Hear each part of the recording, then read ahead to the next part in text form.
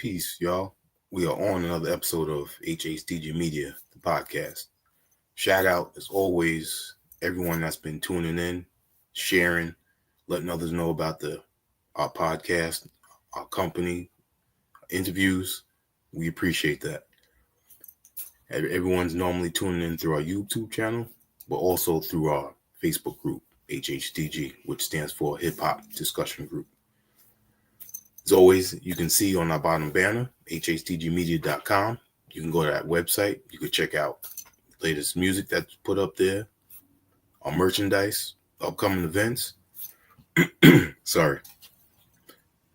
And also some of our written interviews. This is always made possible through our company, HHDG Media, Inc., which consists of our 5 owners. That's Rock Faded KB, Skelly Top, T. Smith, the Mayor, and myself, Wiki. For tonight, we have two talents, come from different parts of the East Coast, and they currently reside in the same area and been definitely putting down music for quite some time. Got some real history that y'all can learn from. Young, old, doesn't matter. But history that in this business that y'all really could learn from. Their talents in MCing, DJing, hosting, as well as engineering work is one that you should definitely be more in tune with.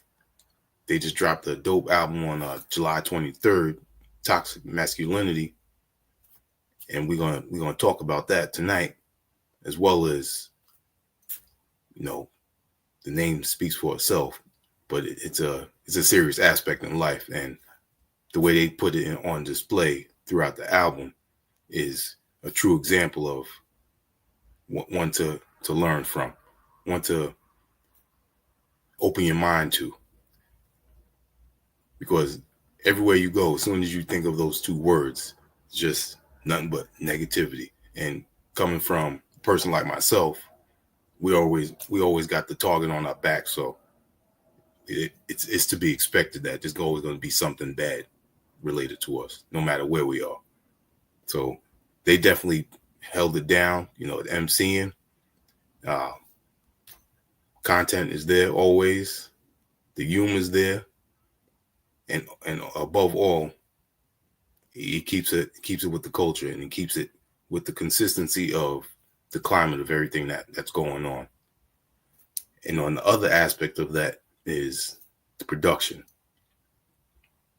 Again, you got some thumping beats on there. You got some that's a little more mellow, and it's perfectly fitting to that song that would be on. I'm not gonna go and start naming some of them, but Without Love is one of them. It's got a perfect vocal sample with it, and the orchestration that's going on in there is definitely, one that you could vibe to at any moment. You be at home, you be driving in the car, you be chilling with your lady, don't matter. It's definitely a joint like that.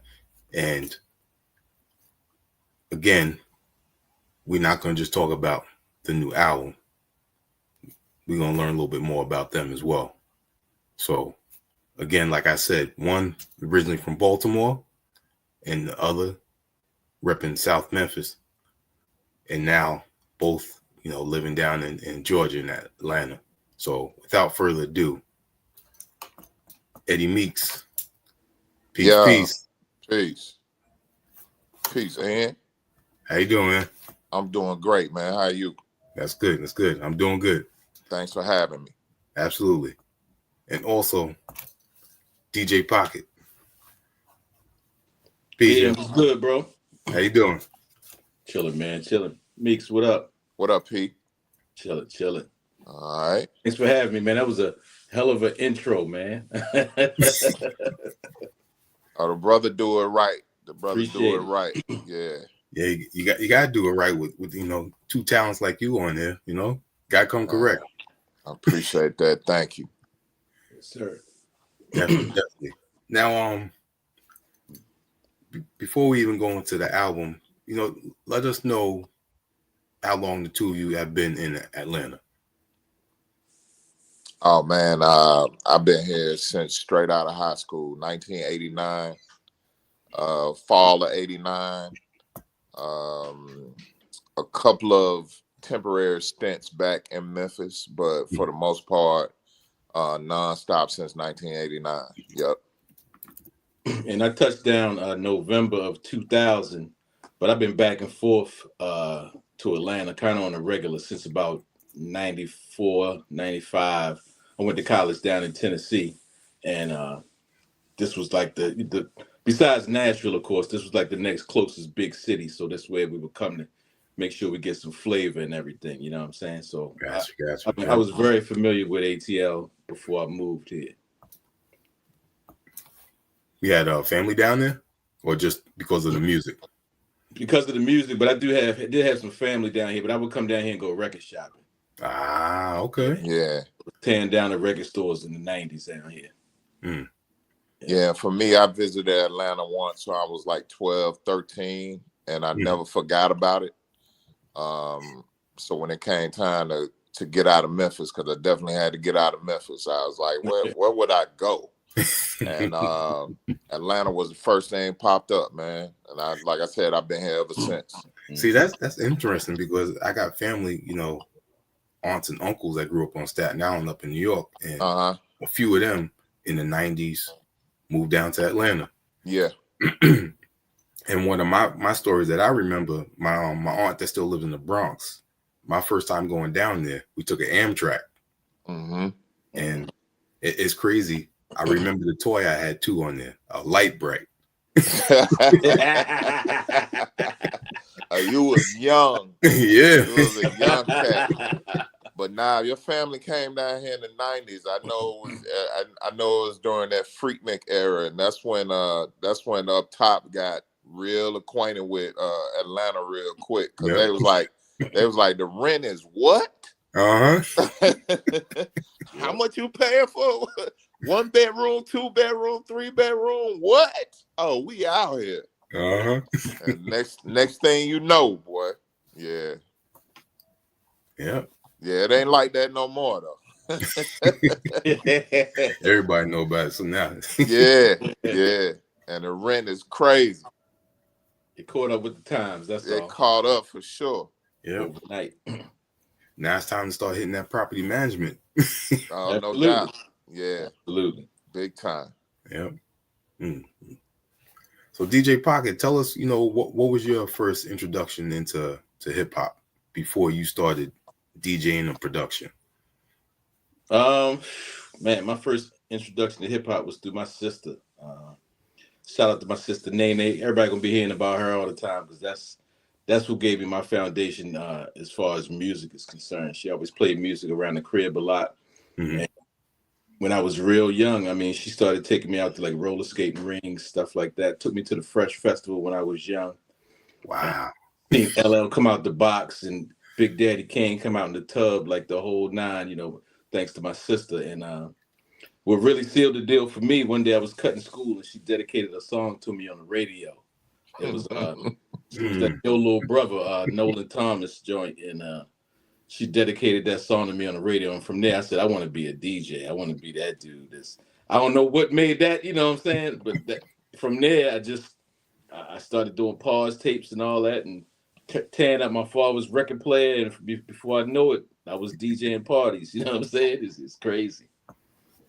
Yeah, but it was that Fresh Festival though that really did it. When she took me there, it was a wrap.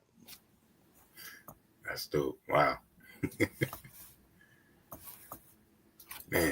Man, you was lucky, P. I couldn't go to the Fresh Fest. My mom wasn't having that. Shit, my mom shouldn't have had it because they started shooting out down that motherfucker, man. It's crazy though because this was the first time too I ever really like experienced any kind of like violence and stuff like that in public. I was young. Yeah. Like 11, 12 young. And they started shooting, and all the adults around me like pushed me against the wall and just put a shield around me. Like, oh, that's dope. And all the people, you know what I'm saying? I didn't know what was going on. You know that's what I'm saying? Dope. So that was my introduction to hip hop, unfortunately. But it was more about Baltimore than it was the hip hop, though. You know yeah, of course. More about Baltimore. That's when the Bullets was still around. Baltimore Bullets. Man, Yeah, but yeah, absolutely. It was Baltimore Civic Center. I'll never forget that night. that's Wow. what's up. Yeah. Mm. Now we see you over here rocking Baltimore. So All day, every day, man. you gotta tell us, you sports fan? You played any sports at all? Yeah, but we ain't gonna talk about that. all the fellas around my way was basketball. They played ball like nice. Either they got hurt when it was time to go to college or something of that nature. But cats was nice. Like I went coming up in Baltimore. Like we seen Muggsy playing and cats like that, Wingate, and it's like a lot of different cats. So I was watching those games, but I would play rec ball and stuff like that. But I was never no good, man. I was always in the crib on them turntables. It was all about the music for me. But I like to rep my orange, man, and just keep the hometown at heart. That's what I rock the Baltimore gear or the Ravens or rock a little orange every now and then. But yeah, I'm not a big sports fan though. But okay, yeah. What about you, Meeks? Got any sports history stories for us? I'm 6'7", bro. So of course I played ball. I was not the greatest, but I had my moments. You know what I mean? So, but without a doubt,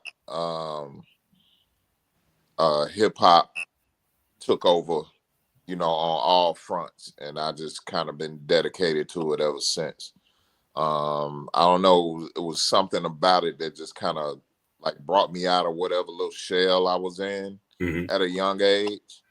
And I guess it's kind of like what Pocket was saying when his sister introduced him or dedicated that record to him on the radio, and just stuck with me. So yeah, I just been rocking with it ever since.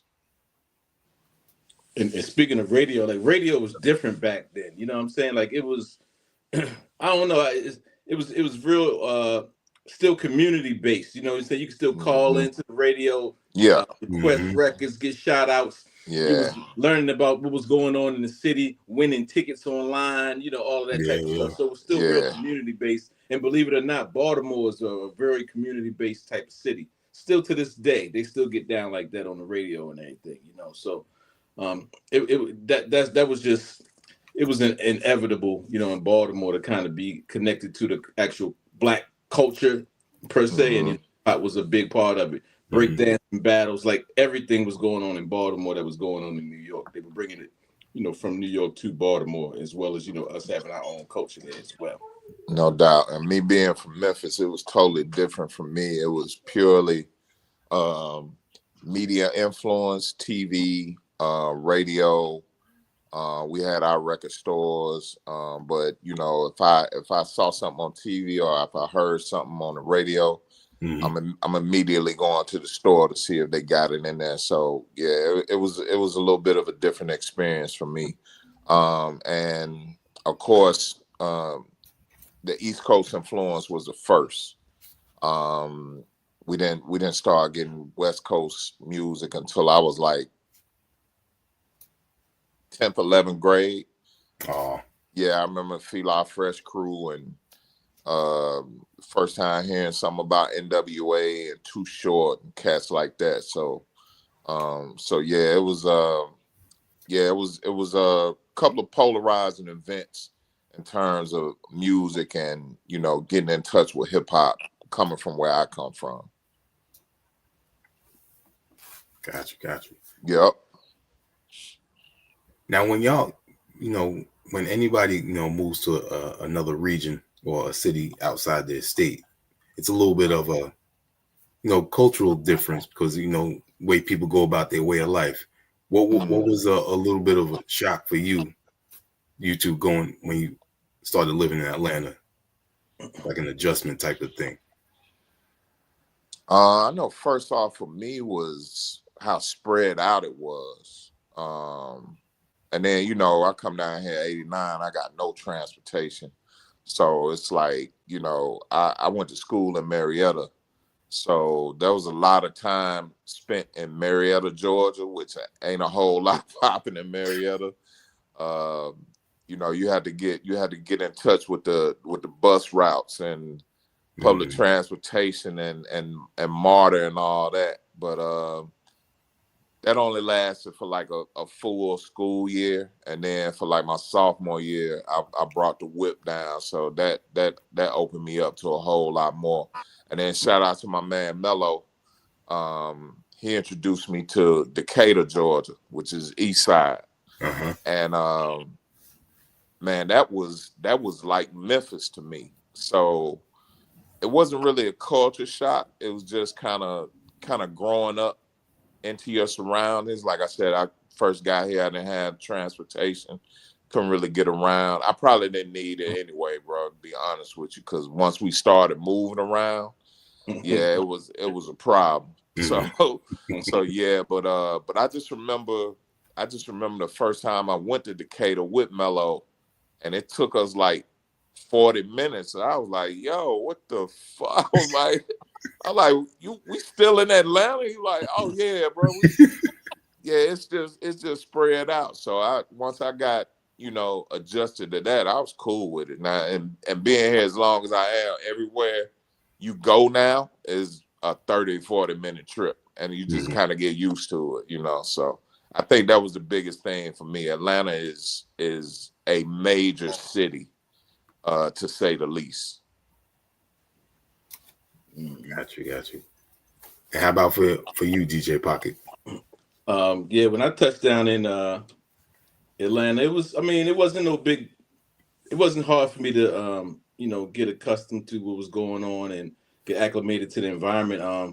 I actually touched down in the hood, so I went online and found the just really the cheapest apartment that still looked decent. You know what I'm saying? And not really knowing what the areas were. And I touched down on Franklin Road. So it was when I touched down on Franklin Road, I kind of felt some of, you know, back from where I came from. And but at the same time, I was a new husband at that time, so I had just got married and had my son. So I was really on family time, and I was really just trying to get the family situated and established. Once I realized where I was, just as soon as I planted my feet here, I realized I had to find another place to live. So, I wasn't going to raise my family up in that environment. So I think I did 6 months there. I was lucky enough to have, you know, the bread together to where I could break the lease and all that type of stuff, and found another spot where we got up out the hood pretty quickly. But it was easy too to get acclimated to the environment, because I knew I had a cousin there who showed me gave me the lay of the land. But at the same time, like my man Count Bass D, he knew Meeks, he knew some other folks here, and was like, yo, my man Pocket here, I need y'all to make sure, you know, y'all look out for him. And I just, you know, I had always had some good folks around me, man. So, you know, me and Meeks go way back to when I first touched down on this grounds, man. No doubt. I've been good ever since, man. Ain't nobody fucking with Meeks.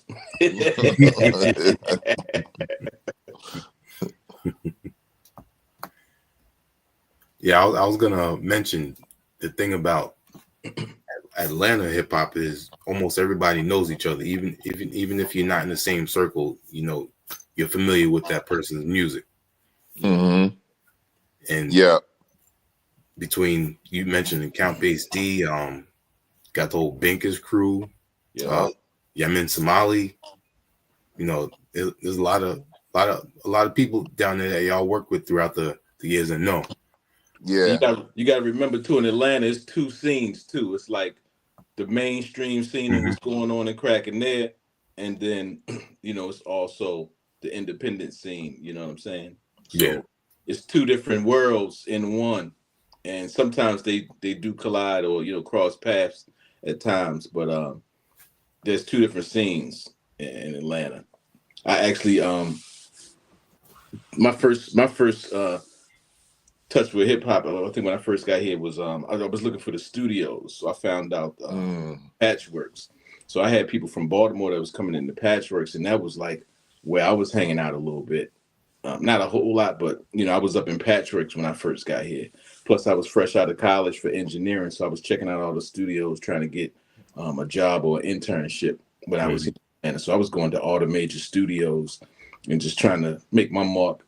I was producing them, but not on a level that would attract the ears of some mainstream artists. But I didn't know that at that time. My shit was dope regardless. Like I said, they need to come to over here to what we doing. But I was up in there anyway. No doubt. Joints, you know what I'm saying?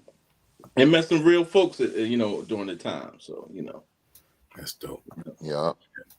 Yeah, for me, it's a little bit different. I did a lot of my early stuff. We were really like holding it down in Cobb County, Marietta, GA. Like as far as going to studios, finding studios to work out of.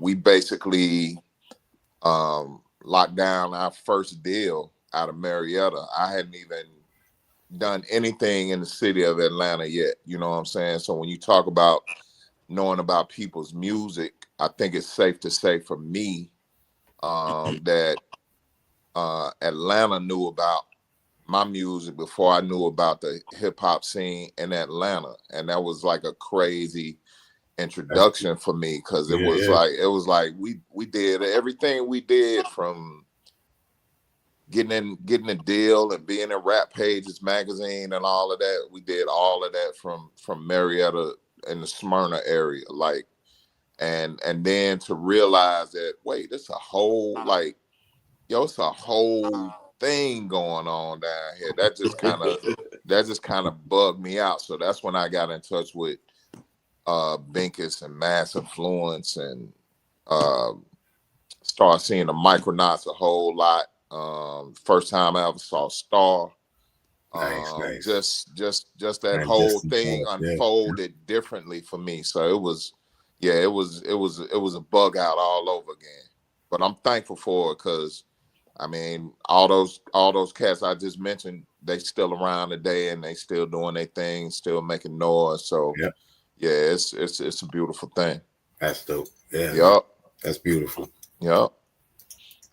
Because we don't get that too often. I talk about this every once in a while. We have people, that negotiate and they do their collaboration and everything, but you could tell sometimes when it's a business and then more of a network, a family network. And right, the way you speaking of the artist, you could tell it's genuine. That's family right there. Yeah, because we was all after the same thing, trying to get, we all had one common goal. Everybody was pursuing it differently, but we was all trying to get to the same destination. So if it was like any kind of way we could assist each other, I think everybody was open-minded to that, for the most part. But everybody had their different connects and their different approaches to everything. So it just, wasn't a whole lot of gatekeeping back then either. We were really trying to be community oriented, We had a lot of fun, man. Had a lot of fun. That's dope, man. That's dope. Yup. Man. What was I gonna say? Sorry, lost my train of thought real quick. I'm good.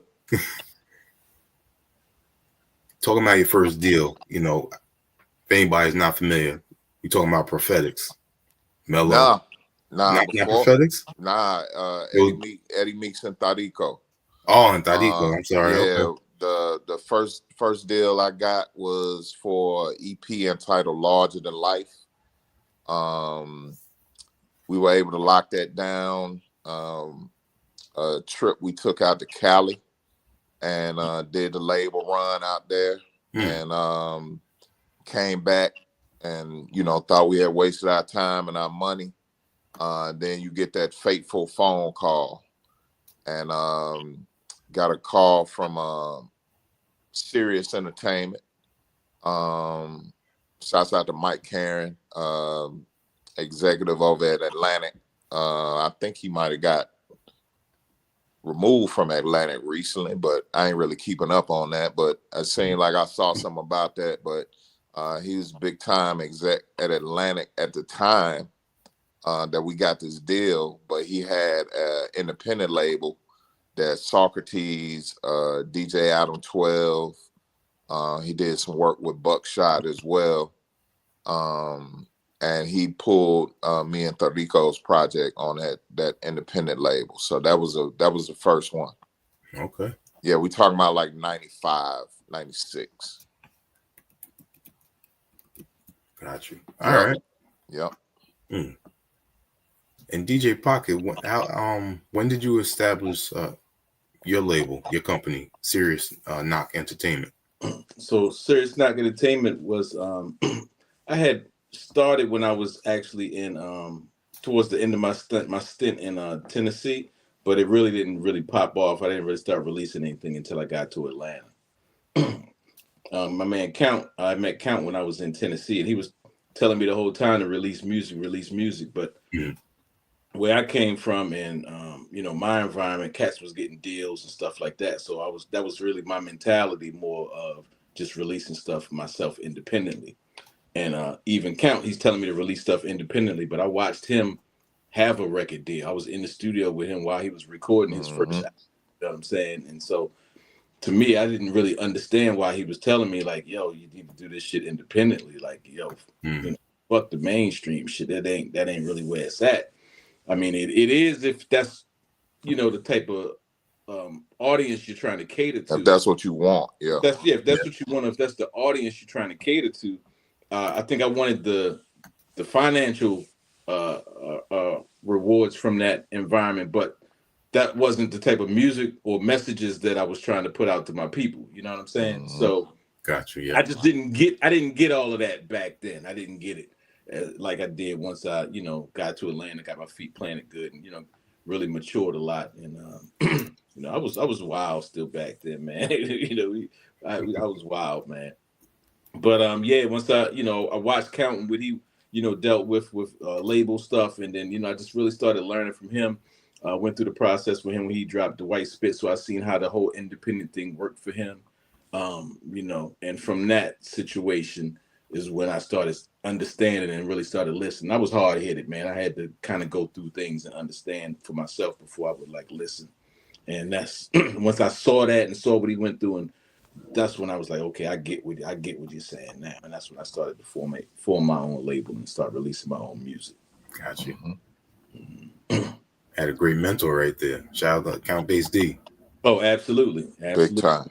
It's always good to be able to, pick up the phone and shout at him and get some game from him. He definitely got his shit together and had it together for a long period of time. And actually, knows how to keep an audience, knows how to build the audience, keep an audience, and feed the audience consistently, as well as, keep marketing and promoting himself. And, I learned a lot from him. Definitely did, dude. Smart brother.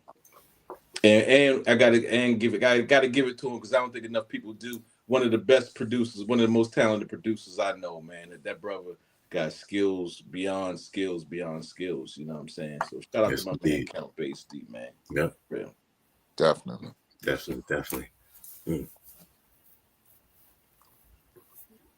So got to DJing. When did the production come into play for you? So back in Tennessee, I went to school for engineering, and they had a whole recording. It was called a RIM program. It was like recording industry management. So you learned the business side, regardless of what your specialty was. Oh, that's nice. Some people went into law. Some people went into publishing. I went into I wanted to be an engineer. Well, I thought I wanted to be an engineer. So by the time I got to my engineering classes, I started, doing my thing, and I had to record a project. And the first project I needed to record, come full circle back to Memphis. Is my man Shorty Pimp out of Memphis and shit, man. I went to college with him. Shout out to my man Malik, Shorty Pimp. You know what I'm saying, and he was willing to come in the studio and let me be, and let me record him. And, he was the first person I brought in the studio, and he brought a drum machine, I never, and I don't know why. I've always DJed, but I never really been around anybody making beats or making music all my life. I never experienced it until I got to Tennessee. So I saw Count, making music, that sort of thing. Got into my engineering classes. My man Malik came through with the Shorty Pimp came through with the drum machine, and when he hit play on that joint, man, it just something. It did something to me, man. I don't know. I can't really say what happened. But when he hit play on that joint, I was like, hold up. So I spent half of the session trying to figure out what was going on in the box without even doing the project. You know what I'm saying? So uh, once I finally, got them recorded and we got it all done, I don't know. I had a shift, man. I wanted to do what I just wanted to make beats from that point on. I was like, it was just crazy, man. So then I started bringing because I had other projects I still needed to pass the class and get out of school. So I started bringing other people in the studio. And I met this brother named Chris Kane. And Chris Kane was Thomas Kane's son, who was I want to say he was the VP of BMI at that time. And okay. Thomas Kane, shout out to Mr. Kane, man. So that was one of the first OGs in the business he gave me so much game, man. And taught us about publishing, brought us in, made sure we had publishing companies set up. I built the relationship with his son, who, like I said, is Chris Kane. He came into the studio. He hit the button. Crazy stuff came out the speakers. And once I started talking and I built a relationship with my man Chris, he was like, look, man, I'm gonna do you a solid. He said, I'm gonna let you hold this drum machine for about a month or two. No, he said, I'm gonna let you hold it for a week or two, is what he said. He had an MPC 3000. He said, I'm gonna let you hold it for a week or two and see what you can do. Because he heard some stuff I did with like some 4-track tapes and stuff like that. And I guess he saw something in me. And he ended up letting me keep it for like 2 months, man, 2-3 months. And I would call him like every week, like, yo, you ain't, he's like, yo, you good, don't, So I'm a man of my word. I don't want him to think I'm going to run off with his shit. Right. So I'm like, yo, he's like, yo, you good. So every week I would call him and I send him something. He'd be like, yo, let me hear what you got. I play something over the phone or whatever. And man, that's when I really got my hands on a drum machine and got to really take the stuff that I was learning from 4-track and stuff like that. Plus what Chris showed me and what Malik taught me and what I seen Count doing and what he's taught me. And I actually got to really implement it myself. And from there, man, it was a wrap. I was sold. I had, put it this way, I had to switch my major to the business side because all I wanted to do was make beats at that time. So I ended up graduating with a business degree in music and didn't even graduate on the engineering side of things because I just totally got sidetracked, man, and just started diving into the beats, man. And I ain't been the same since. Wow. That's not even dope. Yeah. Sometimes things find a way of finding you, the things that you're supposed to be doing, and like that, the universe has a way of putting things in front of you, Absolutely. And, now when I look back, at that time I didn't really know what was happening, but now looking back, I see how all the things unfolded in my life, and I'm just so grateful, man. Shout out to my man Chris Kane again, man. That's my brother, man. I still talk to him to this day, man. So yeah, man, it's crazy. Yep. Mm-hmm. That's dope, man. How about for you, Meeks, with the MCing? Oh man, man, my catalyst is Run DMC. But the first MCing I ever heard and really like perked my ears up was the Fatback Band, King Tim III. And that verse, like, I don't know what it was. It was like the first time I ever heard that, like put together like that, like. And this is a time of Sugar Hill and all that, so the music, the background music was pretty much like club disco music. But for that, 12, 16 bars that dude was spitting, I was like, what in the world is going on? So yeah, that got me. And then it didn't really dawn on me that this was what I wanted until I heard like Run DMC, like Rock Box.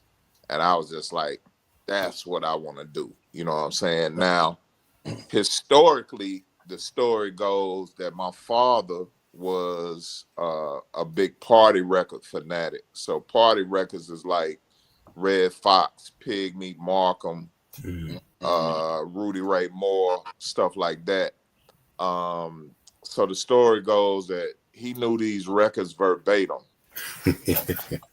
and would turn the party out, just because he knew these records word for word, to the point where they could turn the record off and my pops was live in there going word for word, the whole Dolomite, signifying monkey, all of that.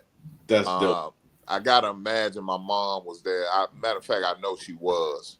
And my mom liked to party, so I probably was with her, at these parties, and I'm hearing all this, so yeah, it's just I think it's just something that was destined to be a part of my life, but definitely them records, late 70s, early 80s, huge impact on me, man.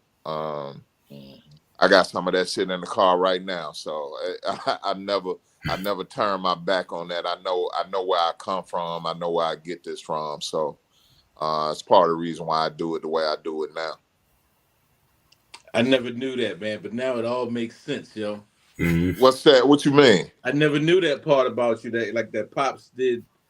Yeah. I never knew that. Yeah, and growing up, we all got our hands on our father's records collections. Absolutely. At one point in time, and he still had all that stuff. So it was just like getting into his record collection was a reintroduction to stuff that had already been instilled within me. You know what I'm saying? So it's just man, what a journey, you know what I mean? So, but yeah, here we are, right now, P do it the way he do it, I do what I do, and we find a way to, bring it together and make something out of it. So now I'm gonna have to break them records out now for the next chapter, yo. Yeah, right. Do what you gotta do, man, bro. my mind's spinning right now, yo. That's how it starts. I didn't know that, man. I didn't know that.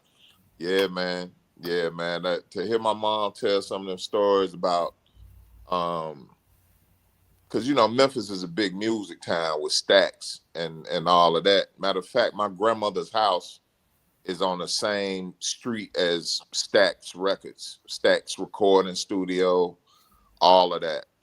So yeah, Memphis is a big music town, and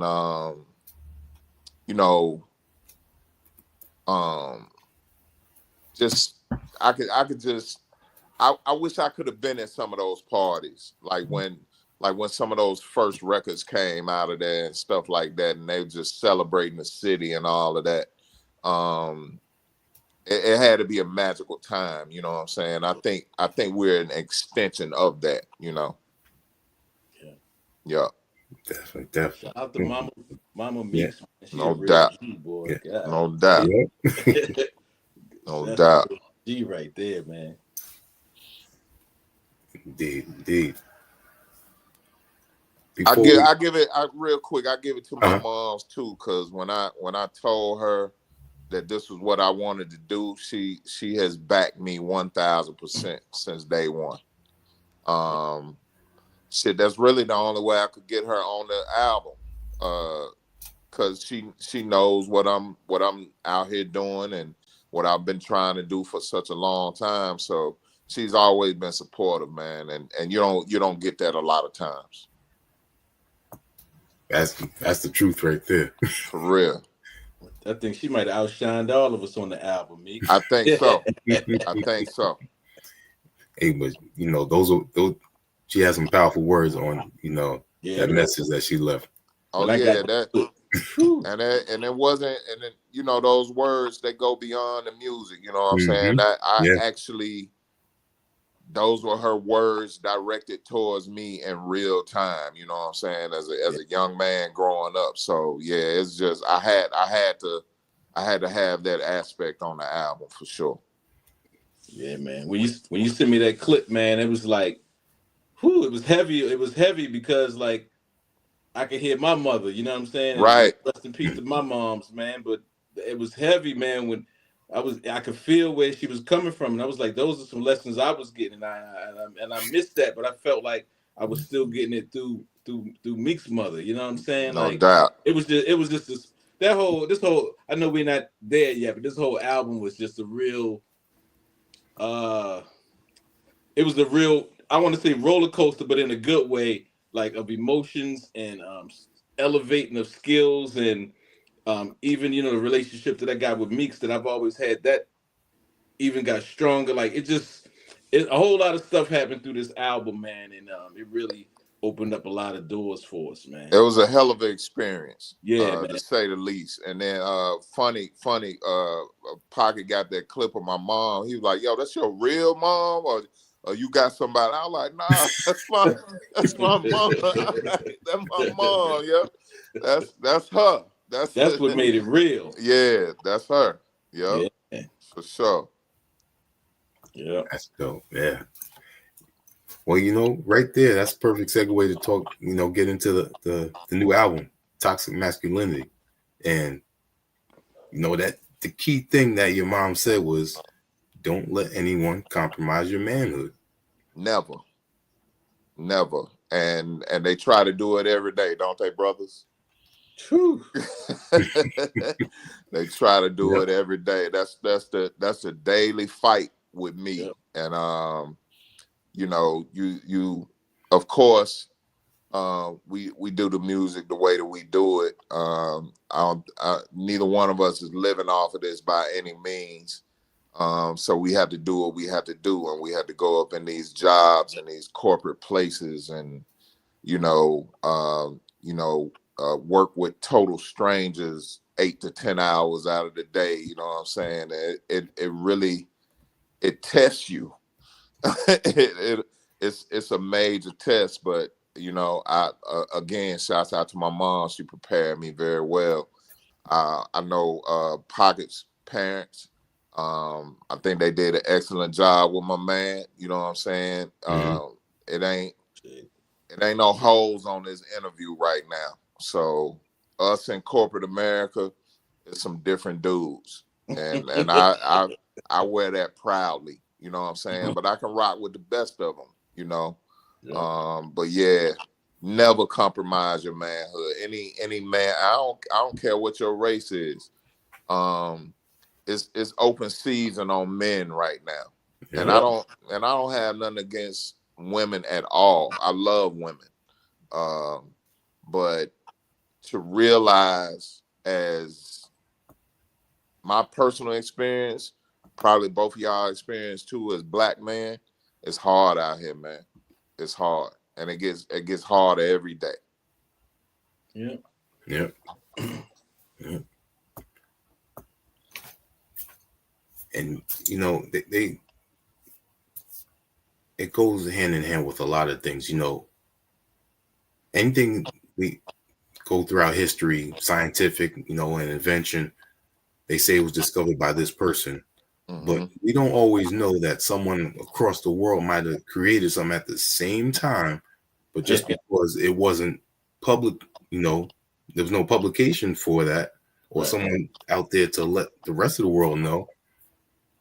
So I'm going back to the term toxic masculinity. So as it was said before, what's his name? Shefford Bliss and Robert Stoller.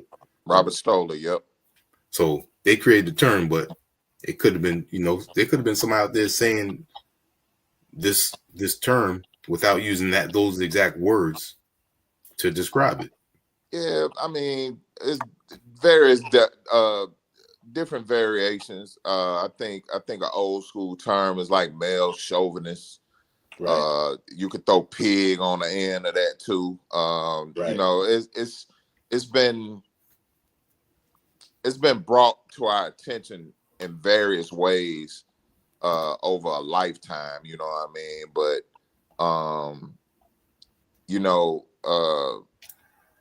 toxicity is toxicity, man. And just like the brother said at the top of the album, you know what I'm saying? You always hear about toxic masculinity, but you never hear the term toxic femininity. Right. And without searching for words right now, I don't know what old school terminology could equate to toxic femininity. It might not even exist. Right. But there's always two sides to a story, man. You can't have one without the other. Yeah. And like you said to me, Meeks, when we was discussing it, you can't have a man and be a man is not toxic, not a real man. You know what I'm saying? Because the definition of a man is one that's going to take care of his family and handle his business and make sure that all these other things are not going on. You know what I'm saying? So you're not if you abusing women and kids and that sort of thing, you're not a man. That's not manly. So it can't be a toxic masculinity. You know what I'm saying? So it blurs the lines big time. You know what I'm saying? You have to really sit down and look at things for what they are.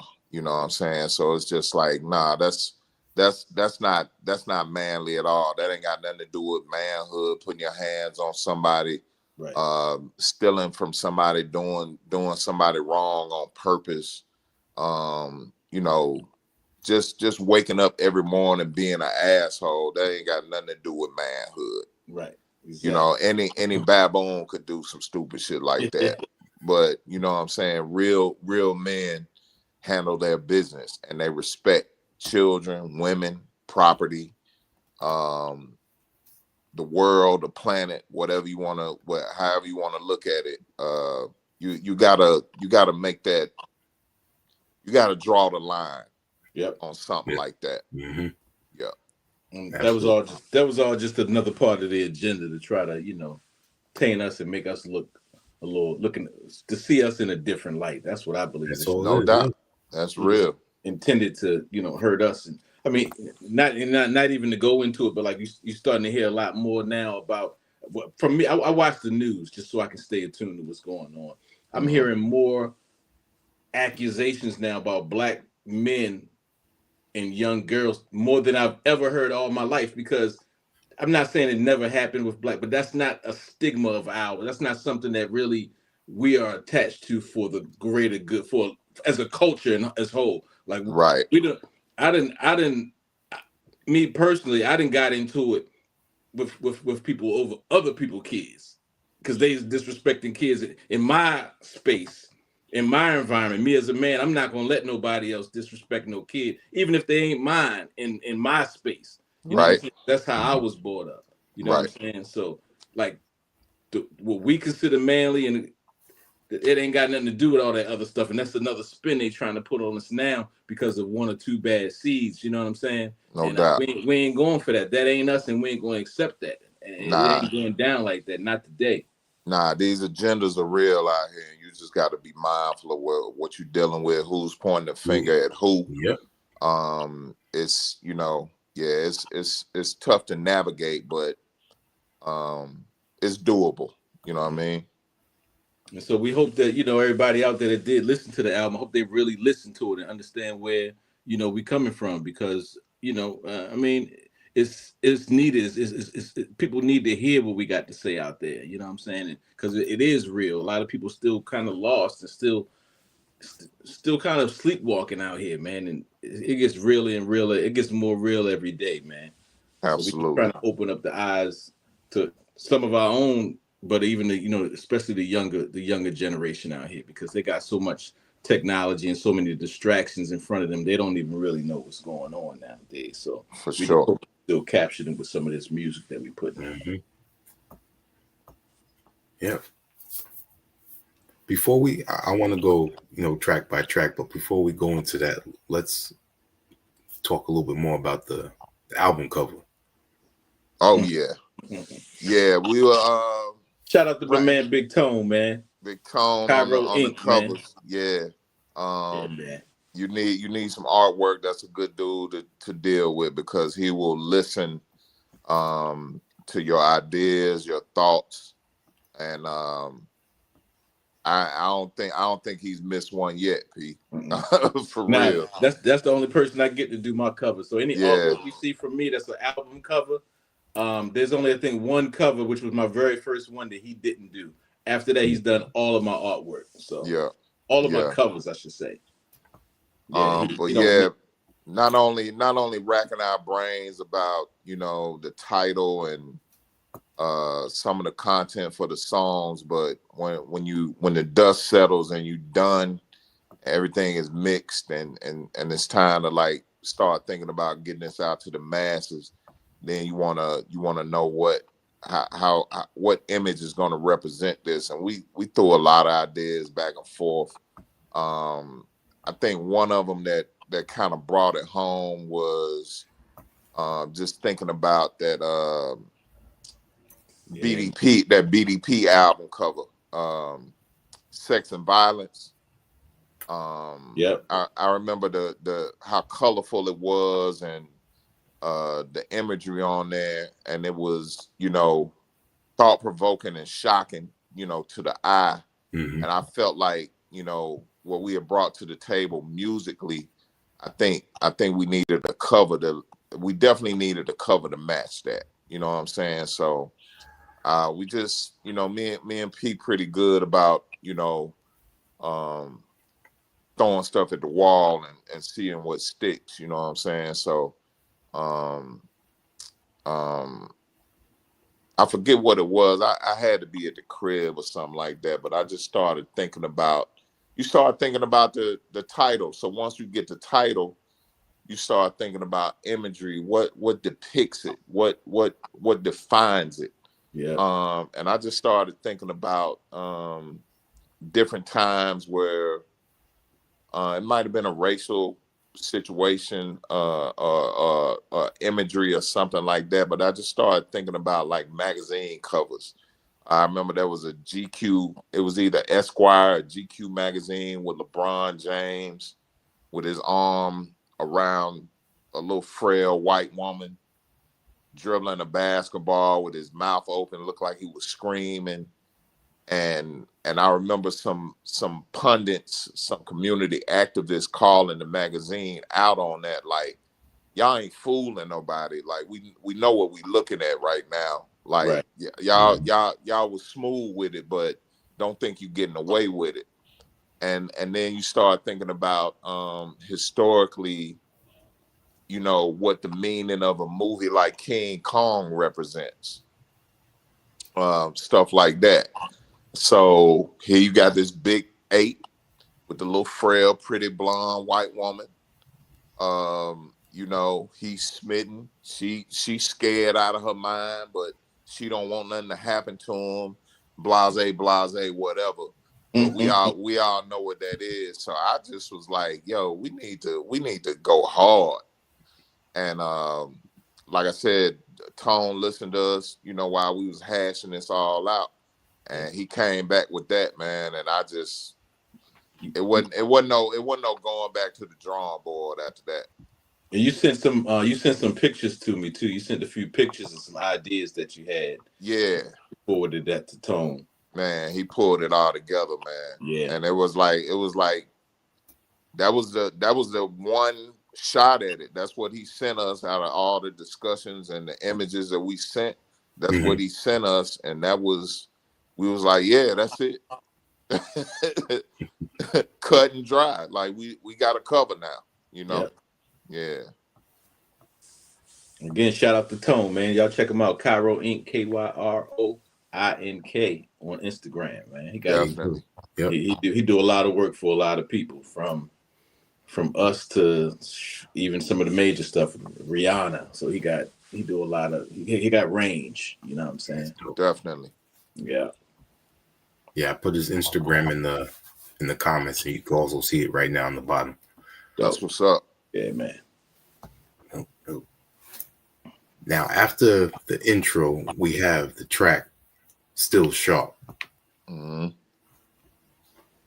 We had somebody tell us that shouldn't have been the opening track,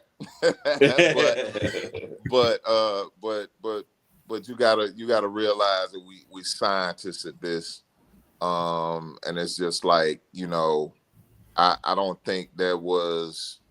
I personally don't feel like there was a track better than Still Sharp to open the record up, because at the end of the day, you know, we still artists, you know what I mean? So I never wanted to be the artist to be, you know, preaching from beginning of the record to the end of the record. You can always mix in the proper elements in a way where the balance is, you know what I'm saying, where it should be. So you know, I felt like that was a great start to the album. We both felt that way, and there was some bars in there letting you know what kind of was coming next. You know what I'm saying? So it's like a good introduction to this. Like, we some real scientists with this shit, man. We ain't just slapping things together and, all right, well, that's 10 songs right there. That's 7 songs right there. Let's just put that out there and see what happens. Nah, we trying to make some monumental music, you know, some stuff that lasts and sticks around for a while. You know, got that substance to it. Yeah, gotta have some substance to it.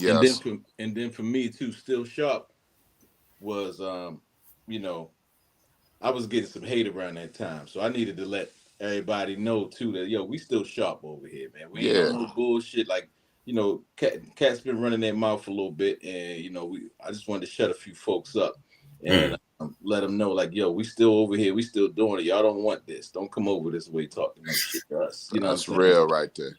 Still Sharp kind of let everybody know, like, yo, we still on top of it. And then the track was, you know, it's kind of, it wasn't the most robust of a track, but it still was hard. It just really, he just really just hit him. You know what I'm saying? Right at it. Let him know, like, yo, this is what's up. And it just kind of set the tone for everything for Tim in my eyes. Absolutely. And no one knew how hard that track was gonna, you know, come through, because you got the intro, and then Meeks just comes right in. Yeah, man. Not playing around. The first impression is the lasting one, right? Yeah, no doubt. Right. Yeah, we ain't never been one for mixing our words or playing around with this stuff. Like, if we're gonna do it, we're gonna do it for real. So that's always the approach. Yeah. Now you mentioned something that just stuck out to me. Why DJ Pocket, you getting hate? I'm sorry. Say that again. You said why what? I said, why is DJ Pocket getting hate? I mean, yo, when you so when you start doing things that people dreamed of doing in their life, and they still on the same course as you, they're like, why does he get to do that, but I ain't get to do it? You know what I'm saying? What makes him better than me, or what? You know, and it's like, I'm a real humble dude, man, and until I'm one of those people that'll be chill, but then I'll blow up because I didn't try to be cool so long and relax. You know what I'm saying?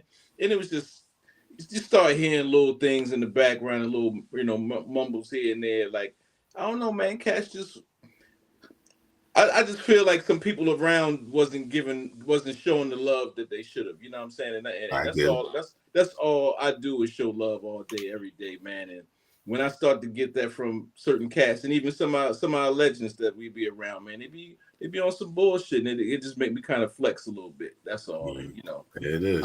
I don't like that shit, man, and I'll call them out, you know, if it get too crazy. I don't care who they are. Yeah. But I ain't gonna say no name right now, but it might. Yeah. Point. I got it. Yeah, you did the perfect way too. My thermometer getting hot. Yeah. It has to be done from time to time. You know, Pocket is a real humble dude. One of the greatest dudes I know, to be honest with you. And you know, it's unfortunate, but cats like Pocket, they don't deserve that. This man, you know, he put in his time, paid his dues, whatever you want to call it, and you can't front on that. But people will try to do it. But again, you know, once again, you just have to stop that where it starts. Yeah, and then the thing is like, sometimes I wish I took the advice of some of my homies back in the days. Like, yo, you need to flex on these dudes a little bit more, whatever. Whoop-de-whoop. Like, stick your chest out a little bit more, because it seems like cats that move in that manner sometimes tend to get a little different response. You know what I'm saying? No doubt.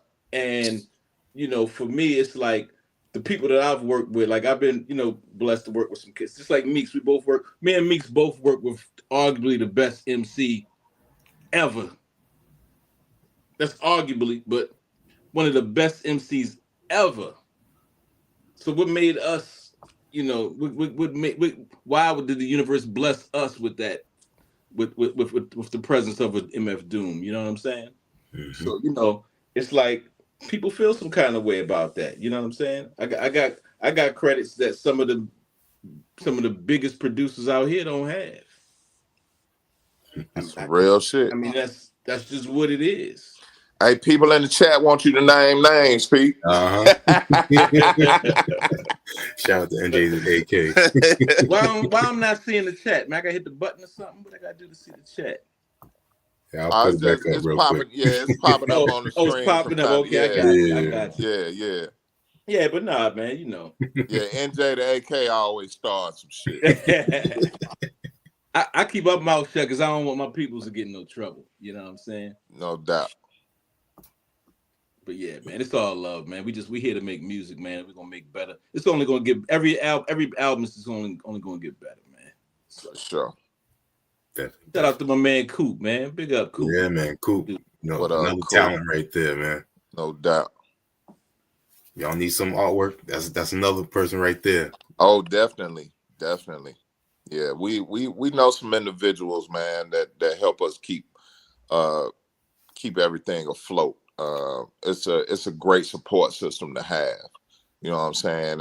And it's extensive, and it goes beyond being a support system. These people end up being our homies and our friends. Yeah. Lifelong. So, and you in that count too, bro. It's like been knowing you for a while now. So, anything we got that we could share with you, we'll do it, bro. It ain't nothing. Respect, man. Yeah. For real. Yeah. Now the next track, we got visuals for this one, Without Love. Yeah. So before I play this, let's talk a little bit about it first. Got them horns up in there, DJ Pocket. Yeah. I want to say, so that track, I gave Meeks a track one time. He wrote a verse to it. And he was like, yo, I want a feature on there. And I was like, a feature? Like, I don't know. Like, he's like, yo, we need a feature on there. And that's how that whole thing started. He, I think you mentioned Superstition. That was your idea? Me and Super had we was talking one night, and the conversation just kind of went on a certain topic, and then we got off of that, and then he was like, because we check in with each other every now and then, and he was like, man, what you got going on? I was like, man, me and Pocket, we getting kind of deep on this record, man. And I was like, matter of fact, some of the stuff we was talking about tonight, kind of would fit on this joint. I was like, I'm gonna get P to send you the joint. If you feel like getting on it, you can get on. He was like, hell yeah. Mm-hmm. And man, that brother Superstition works like no other. It wasn't even a day, I don't think. like Pocket sent him the joint. I'd say the next 12 hours later. That was another verse on that record. And verse and the hook, right? Verse and the hook. And then shout out to Clayway, Lil Clayway. He came through, and that song resonated with him. And there it is, you got 3 verses on an amazing joint. And then so the track that that initially I think you wrote the verse to, I ended up remixing it, right? Wasn't that didn't we remix that joint? I don't even know. Well, I know what it was. It was the track, but it wasn't like y'all heard it. I had flipped it again. Oh yeah, that's what it was. Yeah, it was just kind of like a loop. It was just kind of like an idea. Yeah. And once you put down your verse, I started getting some ideas, and then Soup jumped on it, and then that's when I flipped it. It didn't sound nothing like what y'all heard. Yeah, it was okay. Yeah, it was way more intricate from the beginning. But that's how a lot of the songs go. To be honest with you. Yeah. You'll have the bare bones, and then by the time you get to the end, it's a work of art. So, yeah, a lot of the joints that we come up with end up going that route. You know. Yeah, man. Got you. Now, before I start this, Little Clayway, he's originally from Baltimore, right? Yeah, man. So my man Clayway, one of Baltimore's finest, man. He's a legend in Baltimore, man. In the streets and as an artist, you know what I'm saying? And I met my man Clayway through my man Squirrel Wide. So my man Squirrel, just to kind of take y'all back for a second, I went to elementary school with Squirrel. And my love for records actually came from his father, man. So rest in peace to Mr. Squirrel Sr., man. But I met Squirrel. We was friends in elementary school. And he had like a birthday party or something like that. I went to his crib. My parents dropped me off. And he had this birthday party in his basement. And when I walked in the basement, it was like records everywhere. Kind of like how my wall is behind, but his pops had a wall like that of records. And we talking, this is early back in the day. And so I was asking him, questions about what his pops do. You know what I'm saying? He was like DJ and da-da-da. And I let Squirrel know, I've been messing around my father's turntables and stuff and da-da-da. And one day, Squirrel invited me back over his house, but it wasn't like his birthday party. We were just kicking it as youth. And when his parents went to sleep, we would break out his pop's turntable and take the records and start putting them on. He had Techniques 1200s. And that, too, on top of my sister dedicating the song to me, that just turned me out, man. And shout out to my man, Squirrel Wide, man. He's one of the biggest DJs in Baltimore City now. And that work we put in back in the day, man, definitely paid off for both of us. We would have, once I got my pair of 1200s, and he had a pair back in, I want to say this was late 80s, early 90s, like 89, 90. We set up our 4 turntables and was running 4 turntables back then. You know what I'm saying? That's dope. Sessions. Dope. So I don't know when it was first done, but I know we was early on it, man. So shout out to my man Squirrel Wide, man. That's dope. Yeah, it was a good time. Yeah, but that's how I met Clayway, through Squirrel Wide. That was my point. Right. Sidetrack. That's all good. That's all good. My uncle, I always say this, my uncle's the one that got me into DJing, but you talking about 4 turntables. I never got to experience that, but we had our sessions, with the 2 turntables. So I know I've seen you doing your thing recently too, and you getting it in. Yeah, I'm getting back into it. Yeah. All right. That's what's up. Feels good, I gotta say it's been helping out with my mental health, going through with this whole accident stuff. So that's good. I get my few minutes in before I go to work and feel good starting my day like that. That's good. Let's get this started.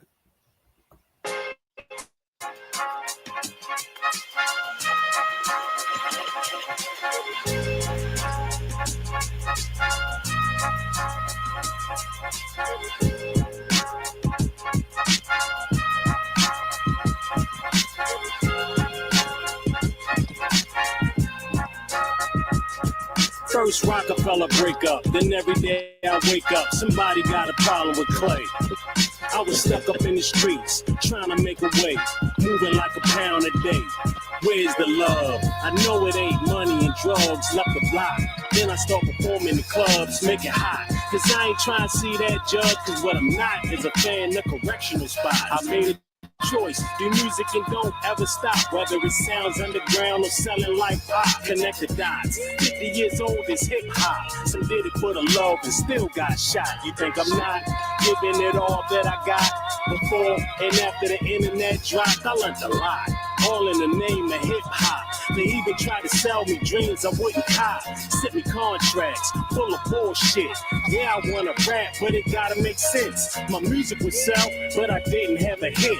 I did it for the love without love, you dig? We did it for the love without love. Made a name for ourselves without buzz. We made history that we can be proud of. Except the fools we slapped the shit out of. We We did it for the love without love. Made a name for ourselves without buzz. We made history that we could be proud of. Except the fools who slapped the shit out of. Superstition, I don't think they know who he is. They question the bro's achievements. If you ain't got followers, bottom line, no one believes in it. If they can't verify you with the post on social media, your history's a racelet. Where we supposed to go to read the shit to even believe it. They need a flick. I ain't never been industry. I told plenty of legends to eat a dick. Notorious scoring like the brother from the Bad Boys Camp. When I was touring, there was plenty flights and passport stamps. Never went chain shopping. We drove 12 hours when there was no plane options. Still outshine your favorite rappers. We ain't name dropping. I know my status. No need to debate. Was working at my 9 to 5 on most of my release dates though. See, they don't know that I'm an OG in my region. Was rock for Australians, the Swedish and Norwegian. My name's solidified permanently, eternally. But hardly mention. You niggas think attention is currency. We did it for the love without love. Made a name for ourselves without buzz. We made history that we could be proud of. Except the fools who slapped the shit out of. We did it for the love without love. Made a name for ourselves without buzz. We made history that we could be proud of. Except the fools who slapped the shit out of. Y'all don't love us. Y'all don't love us. Cameron brought us into Source Awards, but then again, cuz, what is the look of? Dilla should have had way more. My Bandcamp store don't have a closed door. It's open for bids, but you would have to know who I'm is. We existed before your social misfits and your apps and all your algorithms and shit. We consider ourselves self-made with catalogs, but not a lot of records were played. Performances were rarely paid. We love the sport, but the game don't reciprocate. Without love, we still went above and beyond. To and fro, even hither and yon. In Japan, we've been Ichiban twice, 20 years apart. 2 different iterations of art, go to the end. And from the start, with a champion's heart, me and Super always did our part. Without love, but still with a champion's heart. Clay Way always did his part without love, nigga. Love without love. Made a name for ourselves without buzz. We made history that we could be proud of. Except the fools who slapped the shit out of. We did it for the love without love. Made a name for ourselves without buzz. We made history that we could be proud of. Except the fools who slapped the shit out of.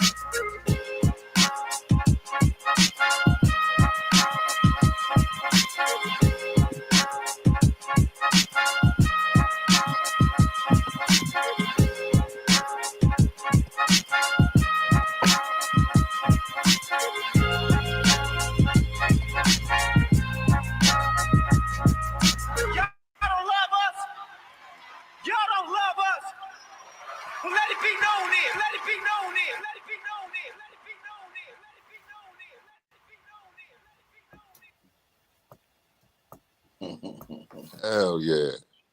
Without love. Also, yeah, man. Produced DJ Pocket. Yes, sir. And I see Superstition directed this as well. The video. Yep. Yeah, we had a day. We knocked out a pretty good portion of video content that we used to promote the record before it came out, and when it eventually came out, shot like 3 videos that day and some other stuff. Yeah, 3 videos and some regular content, some social media content. Definitely. So shouts out to Super for that too, because he got the ill camera and came through and hooked it up for us and did some of the editing. Him and P did some of the video editing, and man, the visuals, you know, they came through real nice, very nice. How big is that space you got there, Pocket? You know, seeing the walls of all it these ain't records. that big. It's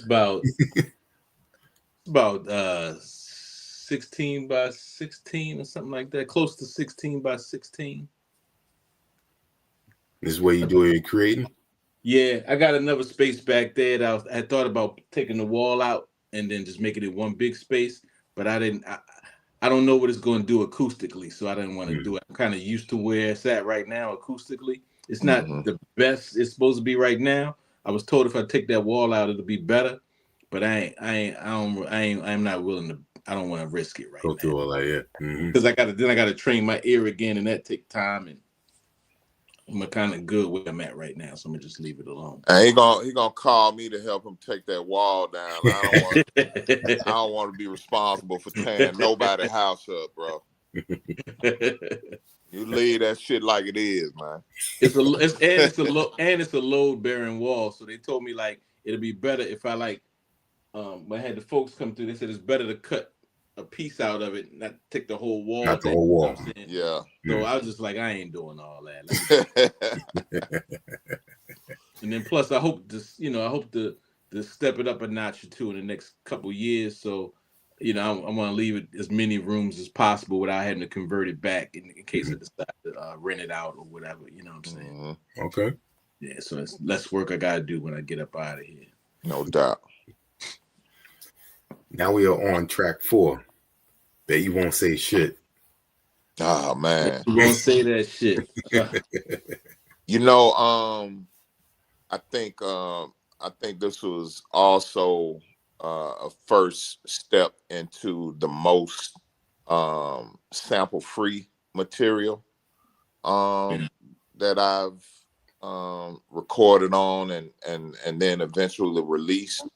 And that's another chamber, Pocket moves around in very well. You know what I'm saying? So any opportunity we get to do something sample free, that works out for the best for the producer and the MC. You know what I'm saying? So the Pocket know how to do that shit to where it sound like something. You know what I mean? It ain't cheesy at all. It's still in that vein and right where it needs to be. And I don't think a lot of cats had that in their arsenal, man. So very, very thankful to have access to some sample free music too when we need it.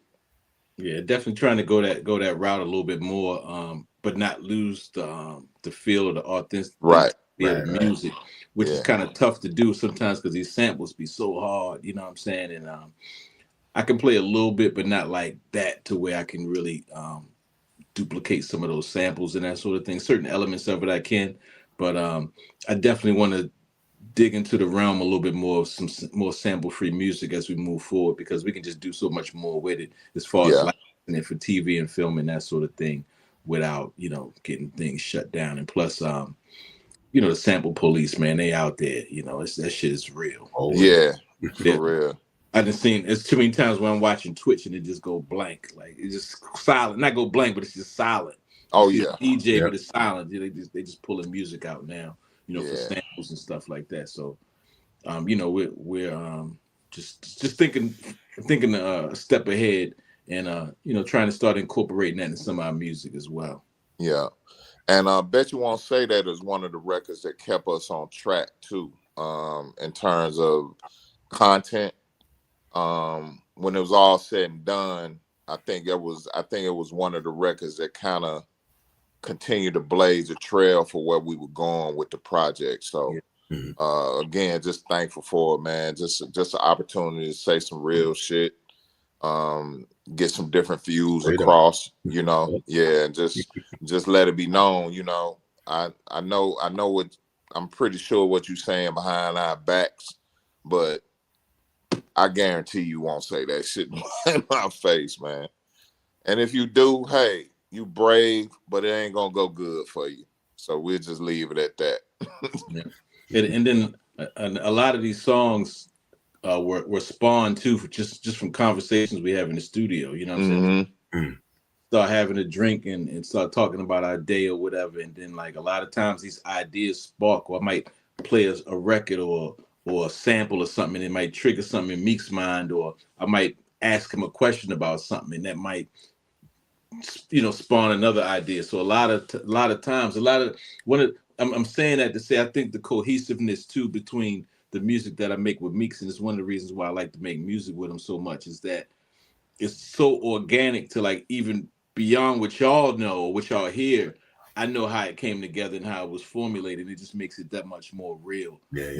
When it comes out, and y'all feel that on your end, but but we know what really happened in the making of it and everything. You know what I'm saying? Absolutely. So that's what makes like this album is real special because like I want to say even some of the records he wrote, he was here, like we was in the studio together, even with some of the writing too. So it wasn't just send him a track and he write it, and it wasn't like that. Like a lot of it went down in the studio, even if it was just the idea was spawned or something. A lot of this album we did it together. Definitely. Yeah. Now, being that you said a lot of this spawned from just having conversations, I want to go back to a more relevant aspect, and that's men's mental health, our black men's mental health, and the two of you being able to, just speak on, like you said, how your day was, is a relief that not all of us get to do. Nah, not at all. And Pocket is real good about checking in with with our brother, our immediate brotherhood. Pocket's responsible for a monthly dinner that we do, that we've been doing for what? We coming up on 2 years, P? It's been some years now. Yeah. We had a pause. We actually started before COVID. I started before COVID. We had a pause for a year or so, and then we started going again. So it's probably been about a good 2 years strong now. Yeah. Yeah, but we got a brotherhood of artists and just good dudes that we check in with on the regular, man. And once a month we try to go somewhere and sit down and enjoy a meal with each other and build and talk about what's going on with families and personal stuff, business matters, whatever the case may be. And you just come away from a setting like that feeling better about life, about yourself in general. You know what I'm saying? It's just some good energy to leave from that group and take back home with you. You know what I'm saying? So, and that's all Pocket. And again, a nod to Pocket's parents. He's just picking up from something that his father and his father's friends used to do back in the day, and he just brought it forward to his people and where we are now, and it's just it's a good thing for sure. But yeah, men's mental health, bro, is another one of those things that's not talked about enough. Kind of swept under the rug a bit. I guess people for the most part would figure something like, well, they men, they can't have a bad day. They can't have, mental health issues or emotional problems or whatever the case may be. And that's just not true at all. We humans at the end of the day.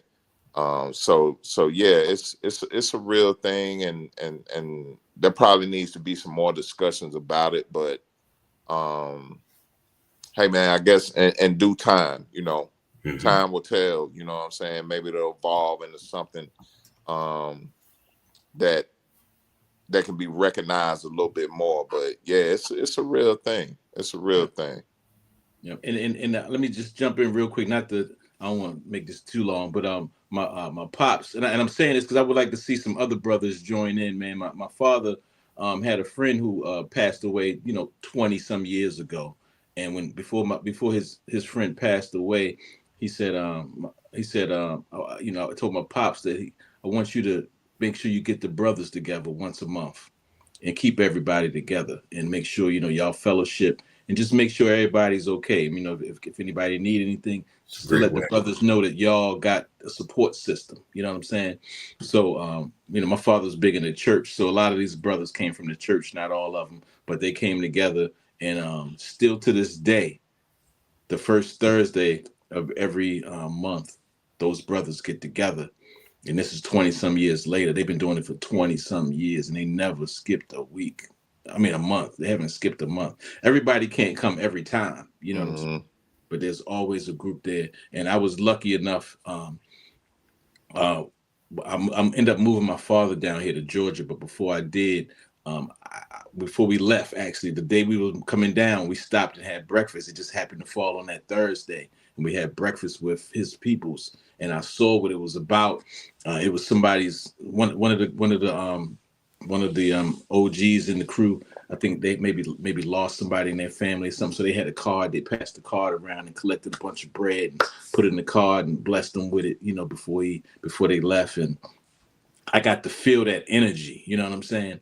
And I've actually taken my pops back a couple of times too since he's been living here to make sure that he still gets that fellowship with them. But one day he whispered to me, he was like, "Look, man, you need to do this with the brothers down here." He's like, "You got a good network down here, and maybe think about it." So I put it together. It started with just a handful of us, and spawned now. It's probably about 12 of us that consistently. I made sure everybody was thorough. I wasn't gonna get no bullshit dudes to come to the crew or nothing like right. that. Everybody's thorough, man, and ain't no gossiping going on and no BS or nothing like that. Ain't no arguing going on and nothing. It's just some real grown men getting together, and we talk about what we talk about, and we build on things and give people advice. And everybody, the cool thing about it is everybody in the circle has their own relationships with each other. You know what I'm saying? So it's only going to make us grow and make us stronger as men. So it's definitely a good thing, because I've found different brothers in the group that I can go to and talk to based on things that I'm going through in life. You know what I'm saying? No doubt. So That's I just wanted to put that out there. So anybody out there listening, man, if you got some people that you rock with, man, I don't care if it's 2 or 3 of y'all or 5 of y'all or whatever, grab the most thorough brothers together, man. Y'all sit down once a month and have a fellowship, man, and sit and eat or whatever. Sometimes we do it in the studio. Sometimes we come to the lab and we do it. You know what I'm saying? Yeah. So we had food catered before, and just it's all kinds of ways you can do it. But get together and do it, man, because it's definitely good for your mental health. It's been No doubt. I don't mean to be too long. Yep. And shout out to one of our fellow HHDG Media Inc. owners, the mayor's tuning in. He was saying that's something that we need to do. No I doubt. definitely agree. All right. Shouts out to him for sure. The next track, which is track 5. Yes, track 5, Be Better. Again, Right sample free. Any real man strives to be better day in and day out. You know what I'm saying? And that's basically, what I brought to the table on that. But like I said, I think the real strength in that particular song musically is the fact that it was sample free, and that it had the right energy about it, and I think it's one of the better tracks on the album, to be honest with you. It's one of my favorite too. And, yeah. I just like the way it came together, man. I always like when I have a track and I just really don't know how it's going to go, but when the MC coming in and getting that booth, and it just it's like music to your ears. Like, it was just perfect. I couldn't ask for a better lyrical bed. Man, he just really laced that joint, man. And the hook and everything, I was like, it's perfect, man. That's one of my favorite songs on the album. Yeah, I just realized how much singing I did on this album. We might have an R&B record coming out in the next couple of years, man. Y'all stay tuned. So see, I put the Jedi mind trick on me, because I've been trying to get him to do that a little bit more. But he's like, man, get the fuck out of here, man. I ain't doing that shit. I try to push him to do some shit. I might have went a little too far sometimes. I'll take that. But Meeks can hold a tune, man, and we starting to come together with a formula, man, that's gonna really come down to some real serious heat in the future, man. Like, I think he's getting a little bit more comfortable understanding that you ain't gotta be singing like Babyface. It ain't even really like singing. It's not even really singing. He's not even really. I don't see it as singing. He's just rapping his hook, but it's just kind of in a sing-songy type way. You know what I'm saying? It's just some real shit, man. It's the Biz Marquee school of singing, man. That's what that ODB type shit. Right. Yeah. But Be Better, something serious, man. I definitely catch the message of it, and that's why I let the track ride at the end, man. I was like, we just gotta let this energy just ride out for a minute. So I let the track ride out for a minute, man, at the end. Yeah, came together real dope. Yep. Track 6, In closing. Whew. Man, That's the fan favorite right there. yeah, I just fell in love with that joint the first time I heard it. I got kind of nervous because it was for shouts out to Wise Intelligent, who made the album as well.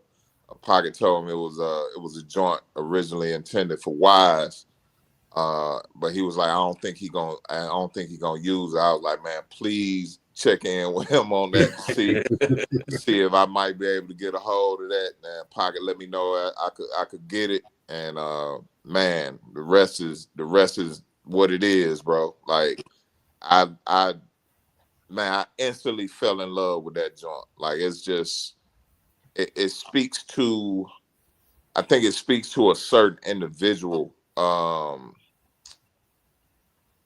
cadence wise, BPM wise, melody wise. It's just one. It's different. It's just one of them joints that you could feel. It could be futuristic, and it's got some nostalgic aspects to it as well. So it's just a good mix. It's just a good overall joint. Yeah, lyrically, you came off on that joint, man. I appreciate it. Cool. Yeah, it made me want to. It's one of them records where you know what I'm saying. You can't just cat in the hat your way through that joint. You know what I'm saying. You need to put something on it. And then production wise, that was one of those tracks that came together. Like a lot of times you can loop stuff and it'd be dope or whatever, but certain ones got those magical chops. I call them magical chops because you can chop it up in so many pieces and really flip it. You know what I'm saying? And it still sounds musical. Mm-hmm. And that was just one of those joints, man, that had all the elements with the changes and everything. But it's a ton of chops in that record. And it just came together, man. It came together real nice. Hell yeah. Yeah, man. In closing. Yeah. Shout out to AOS. That's the brother that let me know that made me really realize that. I know AOS, yeah. Shout out to AOS, man. For sure. What's up? We got some music coming soon too. So yeah. And we talking about getting some visuals together for In Closing too. So there's a video coming. So y'all get ready for that. Yeah. Yep. And then we got Too Grown, track 7. E. Smitty and Yamin Smiley. Too Grown was that the last record recorded? So I would say it was most difficult for me because I just had a hard time. Was it the last one you recorded? It might have been. I think so because there's so many variations of that record. Like we had different singers on it, and I just had the hardest time putting some lyrics together to it. We came up with the hook first. Yeah, I definitely had the hook in place. We had the hook for a long time. Yeah, and even the hook changed up over time, but but once it's all said and done, man, I think I feel like it's solid.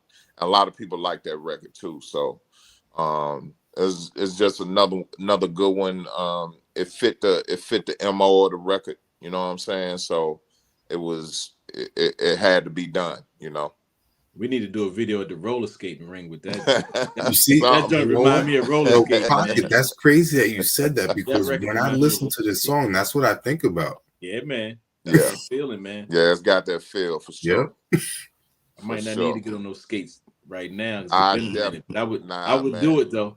I would do it. That sound like hip replacement surgery, bro. I ain't gonna fall, so I ain't worried about it. I can't do it. Like riding a bike, roller skating, like riding a bike. Whatever. No, not for me. I tried 20 times. Whatever, but I'm gonna have a party at Cascade. Y'all gonna have to come out there. I'm gonna have the cameras and everything. Man, I'm gonna be at the concession stand, chilling. But another solid record, and shouts out to Yamin. Yamin's my brother. Shouts out to DT. Y'all might know him as Clandestine. But Yamin Somali is a force to be reckoned with, man. Another cat I reached out to. And he was like, send it. And 12 hours later, bam, you know. How about this? Yeah, we'll take it. Just like that, straight like that, man. Yeah. And then also E. Smitty on the hook. E. Smitty on the hook. Meeks. Yep.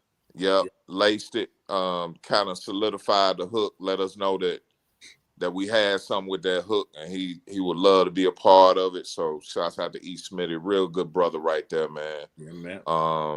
E. Smitty, a dope dude, just in general, man. So yeah, between Yamin and E. Smitty, they laced the track properly.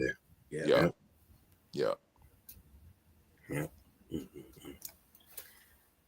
Track 8. I'm a man. Man, he started off with the Farrakhan. Yeah, it was man, it was a lot of cats. See, that's some of the hate Pocket was getting, because the beat was so dope. Mm. I saw the look in other producers' eyes when he would play that joint, and they dress it up with, man, what you gonna do with that? And it's just like, y'all just wait and see, man. Like a lot of this stuff you can't just talk about it in real time. You just gotta wait and see. And then when they found out there wasn't no samples in it, that was another thing. Yeah, again, the power of the power of the sample-free record. You don't expect sample-free records to rumble like that. You know what I'm saying? So it's a good testament to, you know, expanding your musical horizons a bit, man. I mean, you know, hip hop was perfected in the 80s, but there's always a way to, you know, take it a step further, take it a step higher, you know. So it's some work to be done out there. But yeah, man, I put a mean verse on that, and another joint that would have been, you know, was elevated by the features. So we got Wise Intelligent on there, and Blue. That was Meeks' idea to put some features on there. Yeah.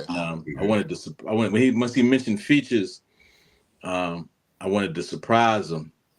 So I called in a couple favors. And, you know, Wise Intelligent, I've been working with Wise for the last a lot of years. I don't even know. It's been a minute, bro. It's been now. Yeah. I'm probably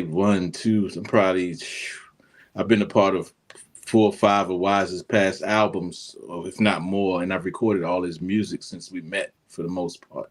So like, that's dope. I never really asked him for anything like that too much. So I was like, girl, let me see if I can get this feature on here. And I did that without mentioning it to Meeks. And then I was working with Blue at the time as well, doing some engineering work for him. Shout out to Blue, man. He showed me a lot of love, man. I learned a lot from working with him. He's one of those dudes, man, out in the West Coast. That's really an anomaly, man. He's a force to be reckoned with, man. Definitely. Him and Wise, like once Wise was on there, I was like, I can't just put anybody else on this joint with Wise. I was like, it's got to be somebody who can keep up and really, you know, hold their own. And like I said, I was working with Blue, so I was like, let me holler at him, and you know, we did each other a couple favors, and he went ahead and put the verse down for me, man, and man, it just came out better than I could even imagine, man. And, and I'm super for the features we got, because I reached out to quite a few people for features, to be honest with you. Just trying to, you know, fill the record out and make it, you know, more than just another record, you know what I'm saying? But the features we got were proper. It came together how it was supposed to. Yeah, that they were meant to be. Yeah, they were meant to be too, for sure. Thankful for that. That's dope, man. Yeah, I've been talking to Blue in the past few months, so look out for an interview next year. That's word. Give him a shout out when you talk to him. Tell him Pocket step it up. Yeah. I got some records with Blue that's hopefully gonna be coming out in 2025. I gotta finish putting some touches on it, but I got some joints. We got this one joint, man. Oh man. That's gonna be a great interview, Ian. Yeah. Definitely. Yeah, I'm looking forward to that. You know, I was kind of, you know, in a way surprised, but you know, again, people are paying attention that I don't, expect, I like your music. I'm going to share it. I know what's out there. I'm going to let other people know about it. And he's And like, a lot of people don't realize how easy that is just to do for somebody. You know what I'm saying? Right. I was talking to Tone Beats about that recently. And it's just the easiest thing to do. You're already on these apps and everything. And you liking some of the most outlandish shit out there. If you see an artist, whether it be a physical artist or like a painter or a graphic artist or a musician or something, it's nothing to just like it and share it. mm-hmm. Like we do that all day, every day. You know Yep. what I'm saying? And it's just like it's the easiest thing to do, but it's the hardest. It's one of the hardest things to get people to do. You know. And I'm guilty of it too. I know I could have reposted for other people, but I can't even do it for my own shit. So how am I gonna do it for somebody else? Man, I try to do it where it's deserved. I think that's what it boils down to. You do a good job at it. You do a good job with the social media. I'm trying to get better. Yeah, I gotta be better. I'm trying to get off this shit, to be honest with you. But like I said, if I'm on it, I might as well, show some love where I can, especially the people who deserve it. Absolutely. Yeah. Definitely. Once again, shout out HHDG Inc. Co-owner, track 9. Look at me. He says this is an amazing song. Yeah, that was a conversation of the night one night, just at a time. Now, a lot of people don't know this, but Look at Me is, I don't know how old at this point, but there was a time, and it hadn't subsided, but there was a time where just like Pocket said, he watches the news. I look at the news too. And there was a time where it seemed like every day some white woman was fucking with somebody, whether it was some kids selling lemonade or somebody trying to enjoy the pool at their apartment complex and getting questioned, like, are you supposed to be here? Like, somebody, some black person getting into a nice car, and they're like, "Is that your car?" Right. Bitch, leave me alone. That ain't your goddamn business. Who car this is? Trying to shut down the cookout. You know what I'm saying? Right. Like, you could take it. Like I said, it's not a new thing. You can go all the way back to Emmett Till, those days. You know what I'm saying? It's just a shame. So.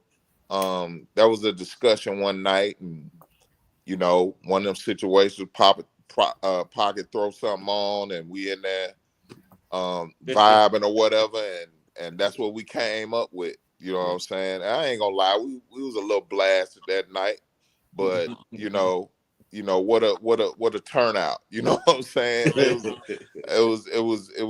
was something that had to come out. You know what I mean? So. Yeah, we did our thing on that, and again, no hate at all, just a observation, right? In song format, you know what I mean, and that's what it is, and I think the most powerful part of that record is the end, and that's a video clip some people should go watch. Damn, what was the name of that?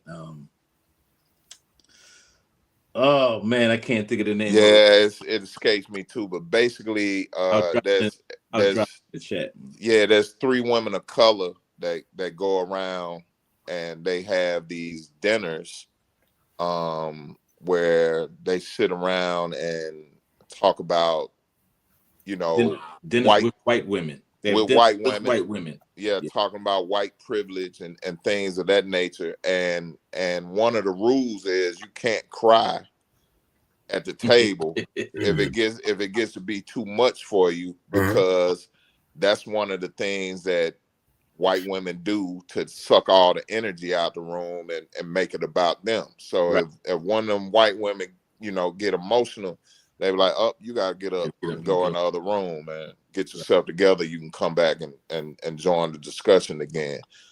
Yeah, Pocket, that's got to be dropped in the chat because I just can't think of the name of it, but I can find. Yeah, but I think a lot of people, all the people of the world should watch videos like that just to get a different understanding. Yeah. Like I said, I think that part of the record is at the very end of the record, but I think it's the most powerful part of the record. Yeah. Because it kind of brings it all together.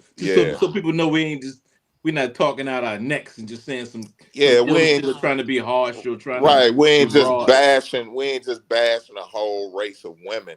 Right. It's not like that. There's some meaning and some real shit behind it. You know what I'm saying? So and facts to back it up. Yep, absolutely. there you go. Absolutely. And then one thing that you mentioned that the interlude was at the end. So they are interludes at the end of some other tracks too.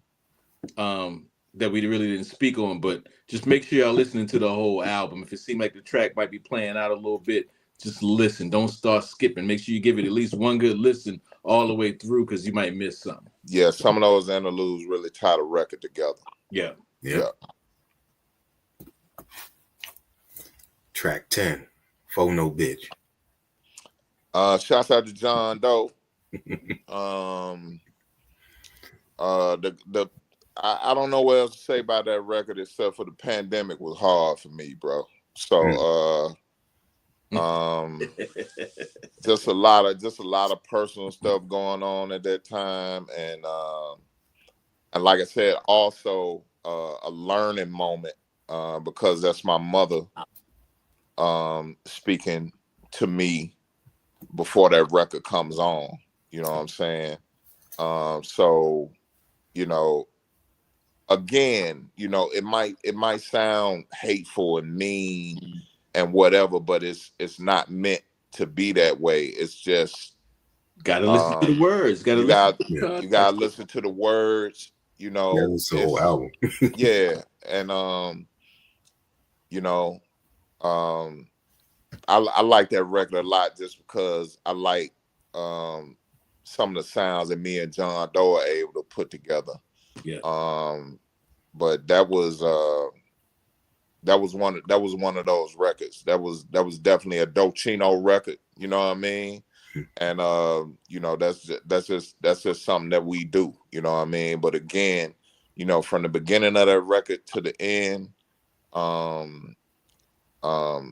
you really just gotta take a step back. You know, step up outside of yourself and listen to it for what it is. Yeah, man.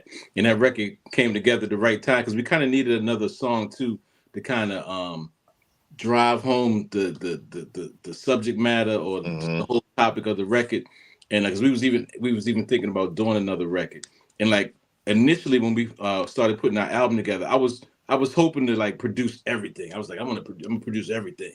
But then he was like, yo, I got this joint. And I was like, all right, let's check it out. And it just fit perfect. You know what I'm saying? Yeah.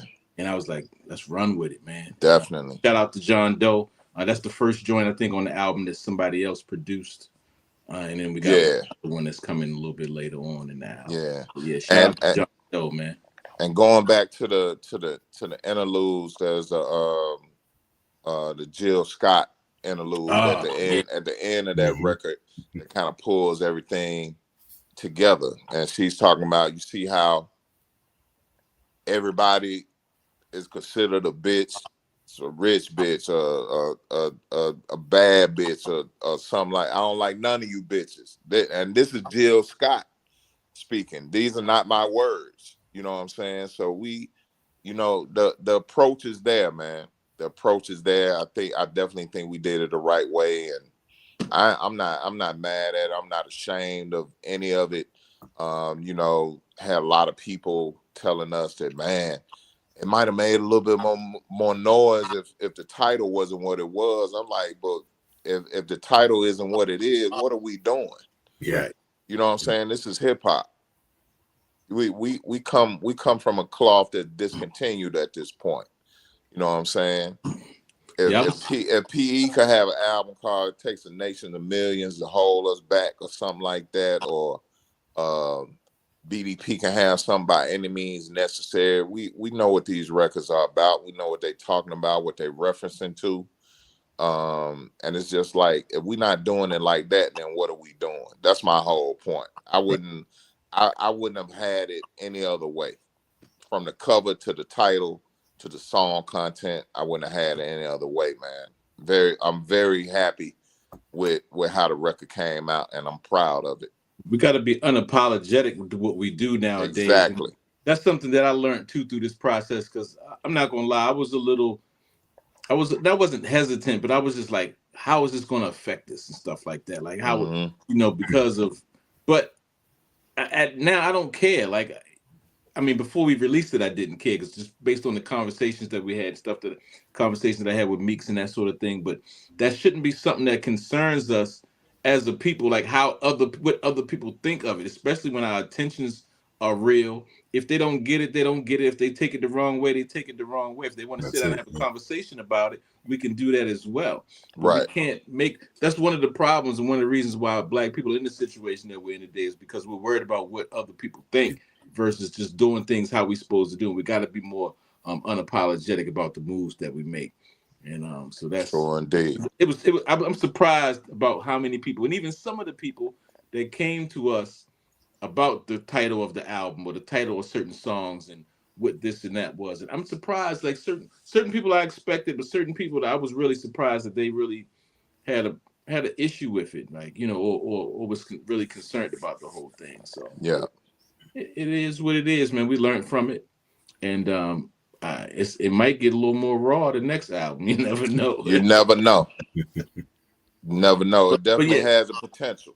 But like I said, it wasn't about like bashing nobody. Now we just putting messages out there, and this is our way of expressing it without no apologies, man. Definitely. I feel that. Yeah. And the thing is, like when you saying you gotta listen to the words in the song. Yeah. You really need to absorb it from the first track through every track throughout the album to fully grasp everything that's being spoken of. Yeah. Mm-hmm. And it's a hard road, man, because now we get into the discussion of attention spans and where they are today, versus where we come from, listening to an album from front to back, no skipping, just taking it all in before we make our conclusion on what it was we just heard. And that's not, I don't think that's how it's done today. You know what I'm saying? But I really only know one way to do this shit, man. And I consider that to be the right way. So, it's probably gonna take a minute for it to really sink in, but I'm cool with that. I don't have a problem with that at all. And then the other thing too is, like, we were born into this hip hop shit. Like we've been there since day one, and nobody that hasn't been there from day one can tell us how to do it. You can't dictate how we gonna do it or because I've been there since day one, and I've been a part of it since I was a young whippersnapper. You know what I'm saying? And I ain't going nowhere. I'm gonna keep doing this. You know what I'm saying? Right. So you can't tell me how to do it. You can't even question what I'm doing, and I'm gonna keep doing it the way that I'm doing it, and that's just what it's gonna be. Yeah. Yeah. It is. And then track 11, She Major. She Major. Yeah, that came together. There was another joint that I had intended to give to Wise, I believe, but he didn't use that joint. And I didn't know that, Pete. Yeah. Then I let Meeks hear it, threw the hook on there. It came together pretty dope. I didn't really initially. I didn't think Meeks would want. That's one of the reasons why, because I had that track for a little while. I didn't think it was really one that he would jump on, so I never really played it for him. That was one of the later songs we recorded as well. That might have been the last one we recorded, Meeks. She Major might have been the last one we recorded because I think I wanted to get like a last track in, and I was just playing tracks for him, and like I said, I wasn't even gonna play it for him because I just didn't think it was one for him. But he killed it, man. He just really came off, and then threw that hook on there, and it just kind of rounded everything out. Yeah, Or was the hook on there when you got the track? That record, sonically, you know what I mean? It's just a vibe, you know what I mean? Just an opportunity to say some real shit in a fly way, you know what I mean? So that's what that record represented for me, and it fit the tone, so it was all good at that point. Was the hook on there when you got the track, or did I add it afterwards? Nah, that hook was on there. It was already on there. Okay. And it's a testament to a part of the track kind of giving you some direction to go in. You know what I mean? Even though Nas wasn't talking about none of that shit, you know what I'm saying? I just kind of put my words around it to make it fit, you know. So. Yeah, that's right. That's right. Now I remember because Wise didn't use it, and I don't really put hooks in there when I send him tracks. But when I have a track that I really like, I usually throw a hook in it because it gives me some kind of direction, give me an idea of what the track could become. I might go through a lot of different variations of hooks and stuff. If I don't want to sit down and try to write something myself or come up with a hook idea, then I'll go to the samples and throw it in there because it just helps kind of give me a little direction of where the track could potentially go. So yeah, with the not just the content, but like Meeks was saying, the sonics with the sound had a vibe that was reminding me a little brother. Okay. Yep. I can see that. You know what? I just introduced my one of my daughters to little brother, the Minstrel Show album. Which is my favorite little brother project. Absolutely. Yeah. She sent me an instrumental produced by Ninth Wonder. I was like, oh, if you like that, you should check this out. We hadn't talked about it yet, but she tends to listen to stuff I put her up on. So I'm looking forward to having that discussion with her. That was the oldest? Yeah, that's Jax. Okay. Yeah, I thought so. Yeah. I like hearing that. Yeah, I love conversations like that because that's similar with me and my oldest son. Just recently, he's now listening to Wu-Tang's debut album. Oh, and man. I didn't mention anything to him about it. He knows, that's where I grew up and everything. So yeah. I let him be with a lot of music. But every once in a while, he comes to me and asks me about a certain group, and I mention a song to go check out. So for that, it was Gangstar. Okay. And me and my wife, we listen to a lot of Tribe Called Quest. So both of my sons are already into Tribe Called Quest for well versed in it, right? Yeah. That's dope. And that just let us know we raising them right. My proud father moment when my son asked me, "Do I know who MF Doom was?" Oh man. I was like, "Do I know? Do you know?" Then once he found out I produced the joint, he was like, "What?" I was like, "Yeah, boy." Yeah, man. Yeah, man. So yeah, they know. They know, man. Like I said, the young kids out here, man, they know what time it is too, man. You know what I'm saying? They know what time. A lot of them do. We just got to keep pumping it, man. More of them do than not.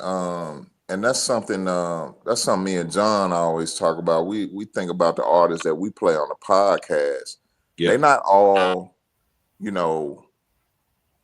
old men. You know what I'm saying? Like it's some you got to respect these young cats out here. There's some young cats out here doing it the right way. Absolutely. And that is amazing to me. You know what I'm saying?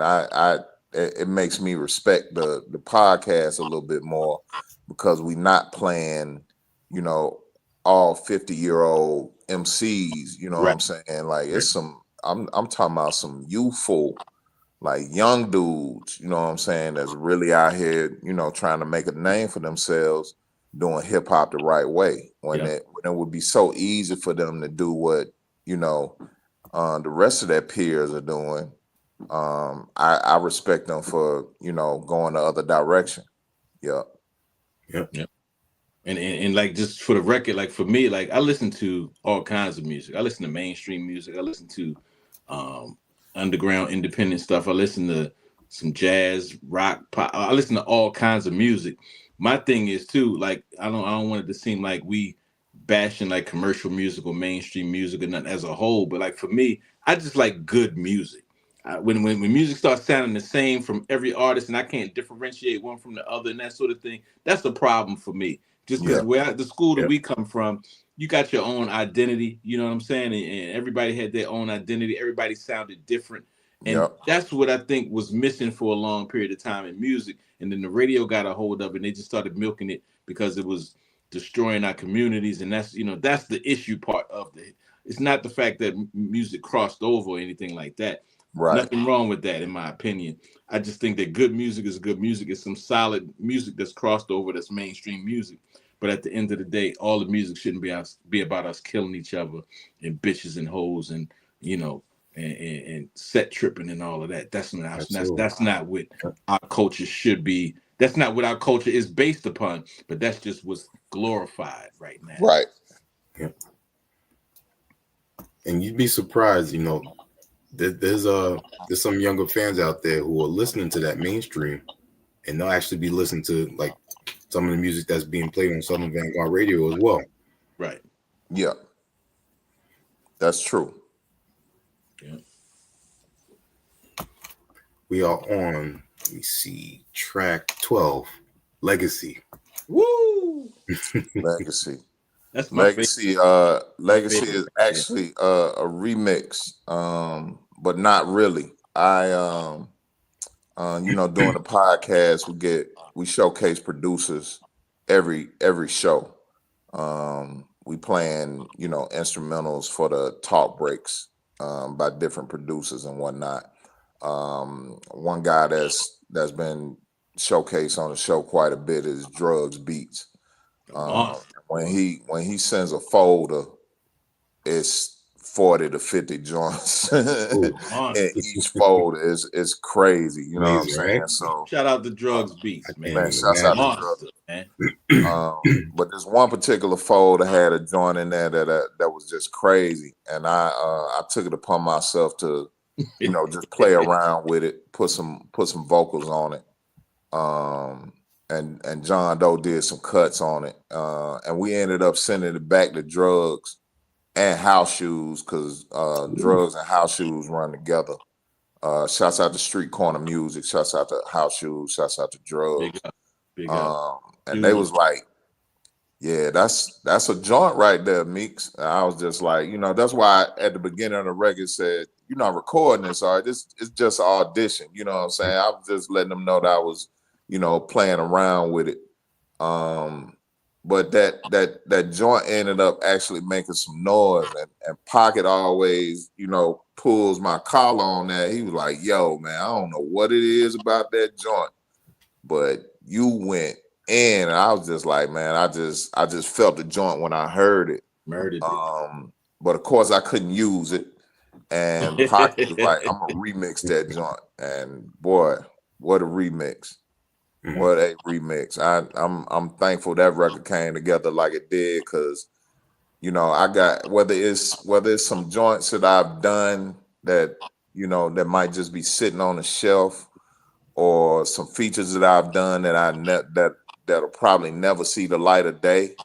For Pocket to, you know, put some energy on that and turn it into something that we could use and put out there is special. So I'm thankful for that. That record needed to be heard, and you know, it was a couple times where I was like, "Yo, fuck it, just put that shit out there. Let's take the." I'm talking about the Drugs Beat version. We'll take the right, but I can't. That's just me being a bad influence, and that's the nigga coming out of me, man. I was like, "Yo, this shit needs to be heard." Too, like, I was like, it need to be heard, because whatever. I ain't never heard nobody else on the joint. He might have did whatever he did with it, but I ain't heard it. You know what I'm Right. saying? But that wouldn't have been the right thing to do. Like I said, drugs are good dude. We wasn't gonna do nothing like that. But I Of did. course not. I was that devil on the shoulder a little bit. I ain't gonna lie.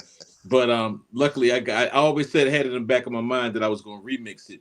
And that's one thing that a lot of people might not know, but I'm really good at remixing records. Like you give me that Tell acapella, I 'em. will destroy a record. So if anybody out there need a remix, let me throw a shameless plug out there.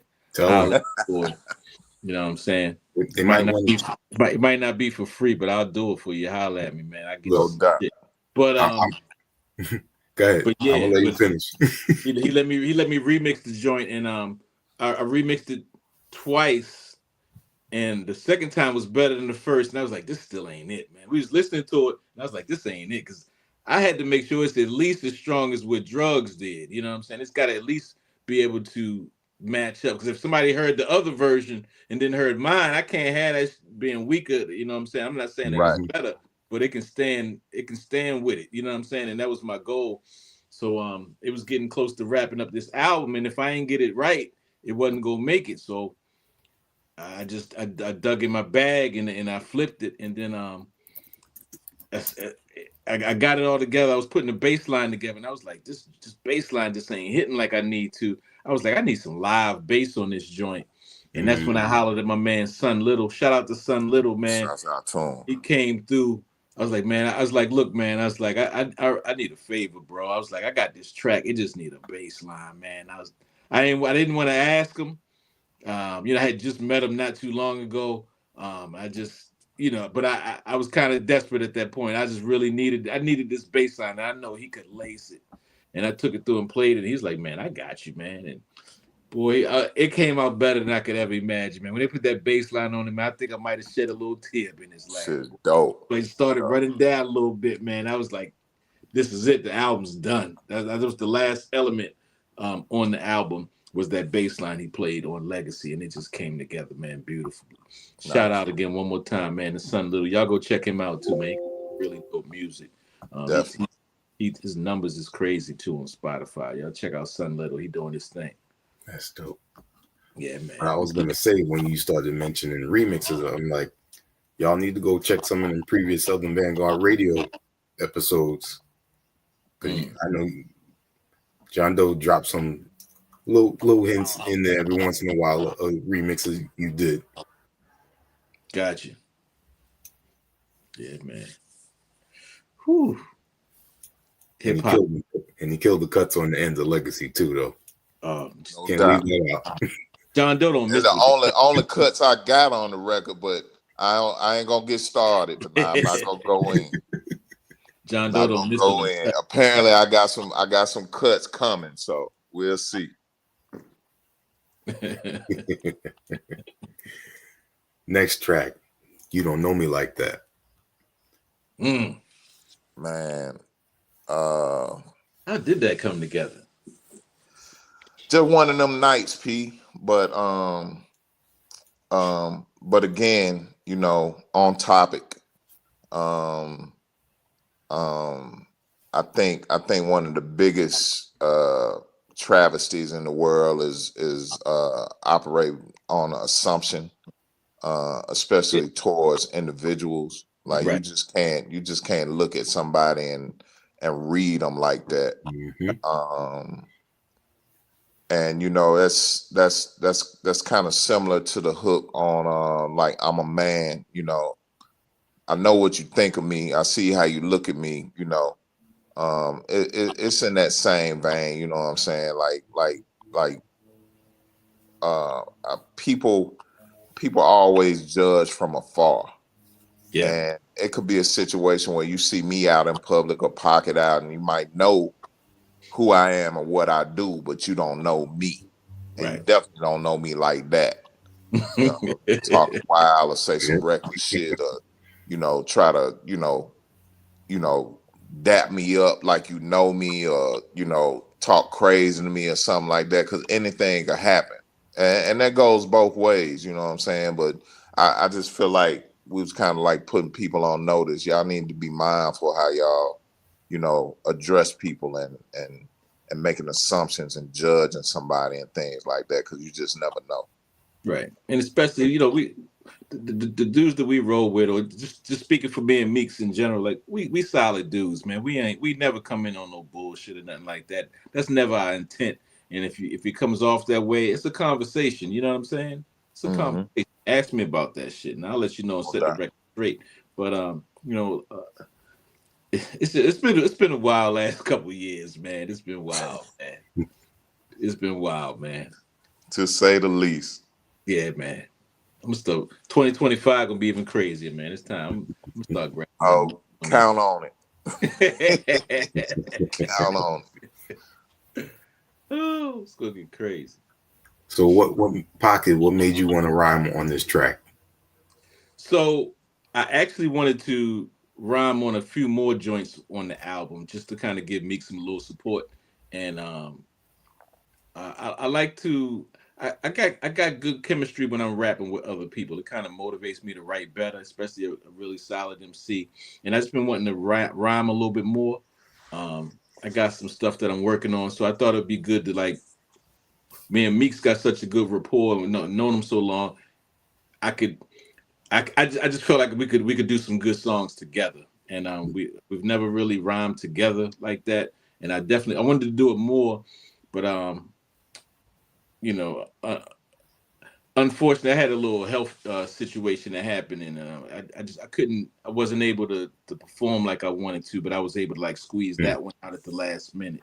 And that was, like, when I was on my road to recovery, and it just was important that I got it, because I told him, I was like, yo, I'm gonna get on some joints with you, and I just wanted to hold my word to that, you know what I'm saying? And that one just happened to come together pretty good. I wasn't able to do as many joints as I wanted to, but we're gonna be good in the years to come. And not only that, I mean, you talking about a cat that produced 95% of the album. You know what I'm saying? He done produced it, he done mixed it, mastered it, sequenced it. You know what I'm saying? You want him to go to the pen and pad too, like. It's a lot. It's a lot of work. I think we got plenty of time for that, and I know he working on some stuff too, and we got some other joints in the chain with that. So we'll get it in. It's coming, but me personally, I couldn't ask him to do no more than he did, man, because he did basically everything, bro. So that's just a testament to who he is. You know what I'm saying? It's never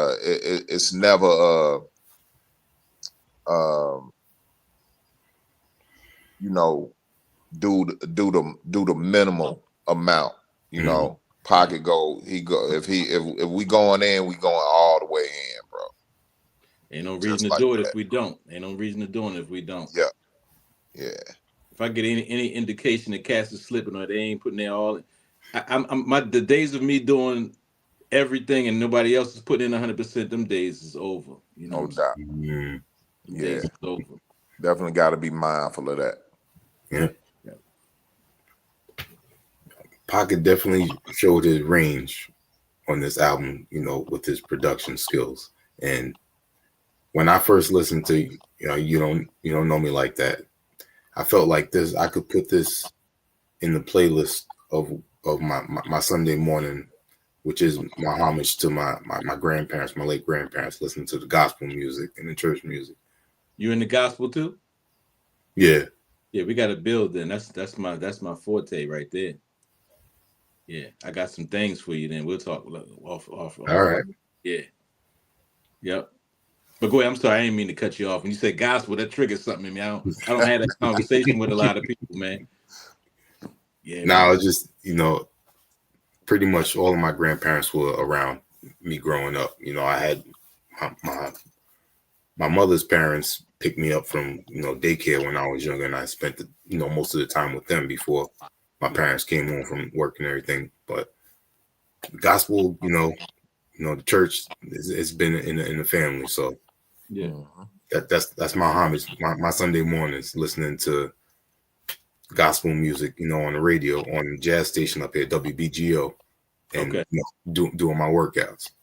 Got you. Oh, yeah, man, it's a lot of power in gospel music, regardless of what your religious belief is. And I'm separating the religion from the actual, just the music itself. And like the music is powerful, man. I mean, the emotion that comes through. I mean, all music has some kind of emotion to it, whatever it is. But like in my opinion, which a lot of people beg to differ, but I've seen the most emotion and I've felt the most emotion through gospel music, me personally.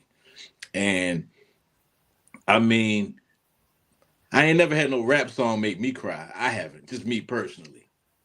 But I've had a gospel song that had me, goddamn, god damn, like tear me down. Like, you know what I'm saying? Like it's something serious in the music, man. And the melodies and the chords that's used, and then don't add the singing on top of it. Some of them ladies and men and the brothers, they getting down, man, and they pouring their heart into Jesus, and like with their conviction of what they believe in and how they delivering that message.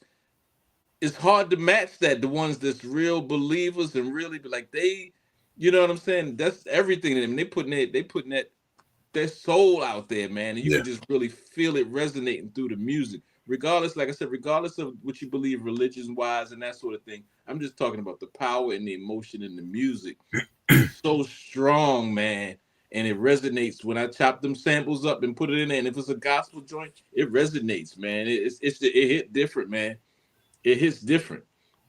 And with You Don't Know Me Like That, that was one of the joints where me and Meeks wanted to do something where it was just a loop, you know what I'm saying, where it wasn't no drums or none of that. And I actually went and started trying to do too much, and I had a bass line and all kinds of stuff going on. And Meeks was like, nah, you got to strip that back down and go back to the original guts that we had going on. And I was like, yeah, you're right, I'm doing too much. And it was just riding, man. Sometimes you know. So that's how that came together, man. But yeah, the emotion in that, it's hard to match it, man. It's hard to match it. Yeah. Most of my grandparents are from the South, North Carolina, South Carolina, Meridian, Mississippi. Small towns. Yep. Yeah, man. Yeah, Yep. we don't talk, boy. Woo. I done been to some churches, man, in them little towns, man. No instruments, just the foot stomping and the banging on the pews or whatever they doing. Man. And the voices. And the voice, yep. And him and everything, yeah. And maybe a tambourine up in there. Ain't nothing like it, man. Yep. It hit your soul. Yeah, man. We on the last track. Never should have loved her. Shouts out to Tone Beats. Tone Beats is a monster. Another monster. Yeah. A play on words. Yeah. It might sound like I'm addressing a female, but I'm talking about my love-hate relationship with the music, basically. You know what I'm saying? And I'm sure a lot of people picked up on it, but Common had to join I Used to Love Her. So I just flipped it a little bit, and I never should have loved her. Man, I struggle with it, bro. I struggle with it. Yeah, man. It's the gift and the curse. I don't even really know how to explain it except just that I have my struggles with continuing to create and write and wanting to be active and a part of the culture, but at the end of the day, if I don't have this, I just don't know. I really don't know, bro. So I just I try to take a step back from time to time and just kind of recalibrate myself with it. You know what I'm saying? Mm-hmm. The podcast Southern Vanguard has helped a lot with that. Because I look at that as me and John and I give back phase. Up until I tend to say that up until we jumped that podcast, we were just looking to take from the culture and not really giving back. Of course, you can give in a lot of ways. I think whatever projects we threw out there was us giving back to the culture. Absolutely. But at the same time, the podcast is a different level of that, because we showcasing new artists, new music. You know, we never play the same record twice. You know what I'm saying? So it's like, yeah, but that song is a testament to my, you know, my struggle with, you know, staying in this fight, so to speak. You know, so I was glad to be able to express that. And some comedy in there too. It's kind of a funny joint, but you know, at the end of the day, we just trying to have some fun with it, trying to get a message across. And I think that was a perfect compliment to end the record off. And shouts out to Tone. And there's a Tone Beats Eddie Meeks project in the works. So I'm gonna be pulling that together as quickly as I can, as well as another Docino project. So just get ready. We working, man. Yeah. That's dope, man. Yeah. But before we get into any of that, man, we me and Paco was just talking about it. I think we up for another a second push while we put some other things together of toxic masculinity. So like I said, we're gonna shoot a couple more videos, continue to promote the record, you know what I'm saying? And it's not over. It's not over. It's still toxic out here. So yeah, we're gonna keep pushing it. Yep. Yeah, it is. Yes, indeed. And I'm going to put the link up once again before we go. But before we go, you know, I want y'all to again say thank you. You know, taking the time. I love going in depth on, you know, albums that are worth it like this, and you know, learning more from the two of you while talking about the album. That's a beautiful thing as well too. So can't take that away, and I appreciate that. Man, we appreciate you, and it's always good to chop it up with you, and you know that. Definitely. I respect what you're doing. What you and your partners are doing with HHDG. Y'all got the interviews popping. That's something me and John Doe miss, you know what I'm saying? But it's good to see somebody like you keeping that going. You know, we just had to step away from it for various reasons. But you got it's in good hands with HHDG, man. So salute to y'all, man, and thank you for taking the time to talk to us, man. We really appreciate it. Appreciate that. Absolutely. Yeah, Meeks said it all, and I just want to thank you for the opportunity, man, to, you know, rap and build on your platform. Definitely anything we can do for you, let me know. Just a shout out to everybody out there for listening, lending ears, man, and make sure y'all check out that Toxic Masculinity. You know, we got some heat on there from start to finish, and yeah, look forward to some more music from us in 2025. Definitely.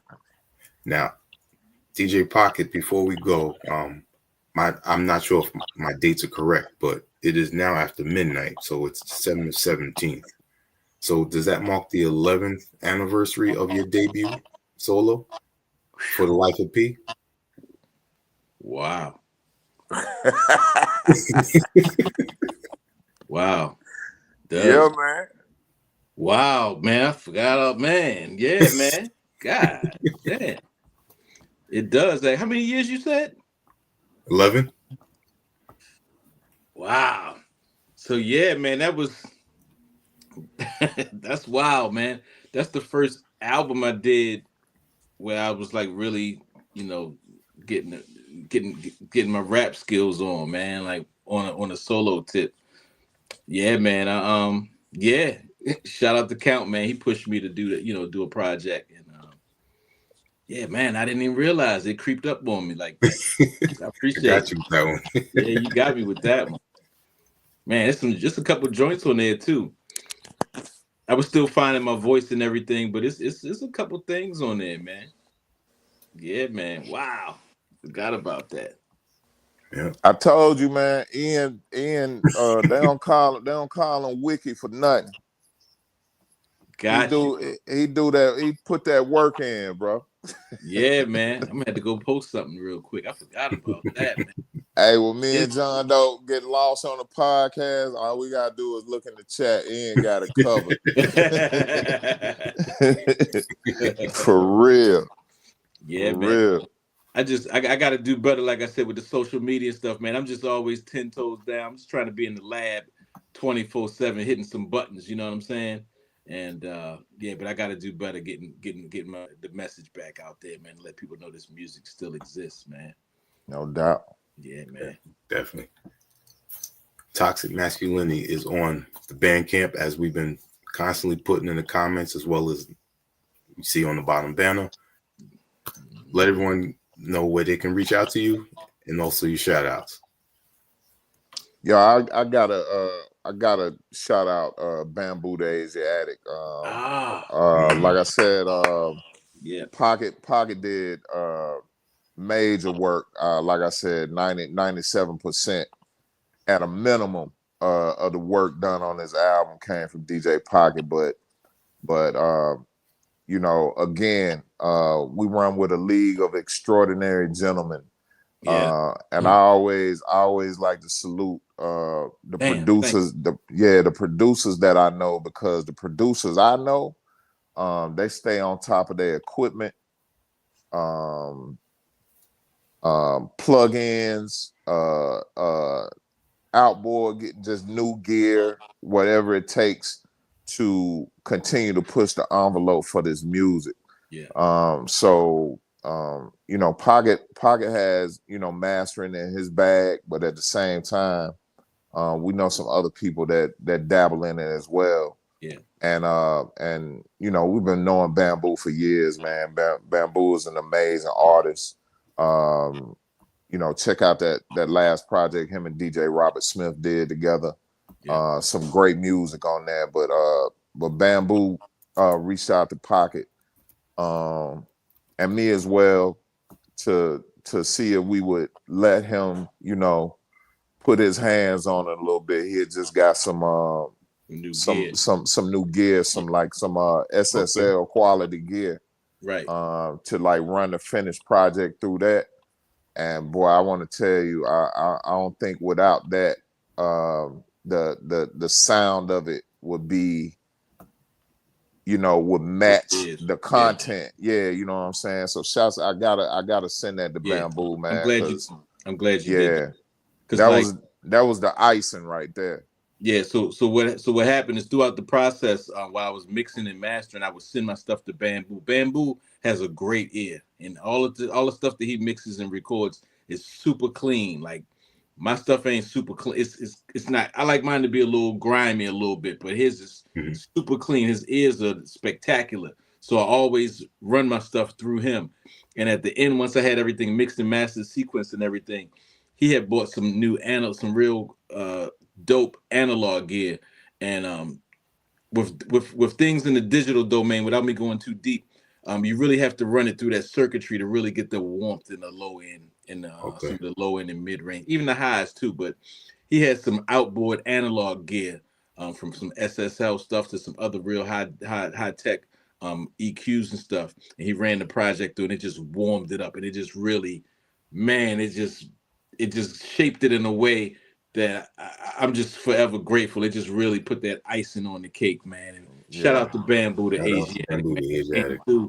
He came through like a champ, and he helped me in ways of really elevating my sound for this album, and in other ways as well, with some tips and tricks. So, shout out to Bamboo the Asiatic. Yeah.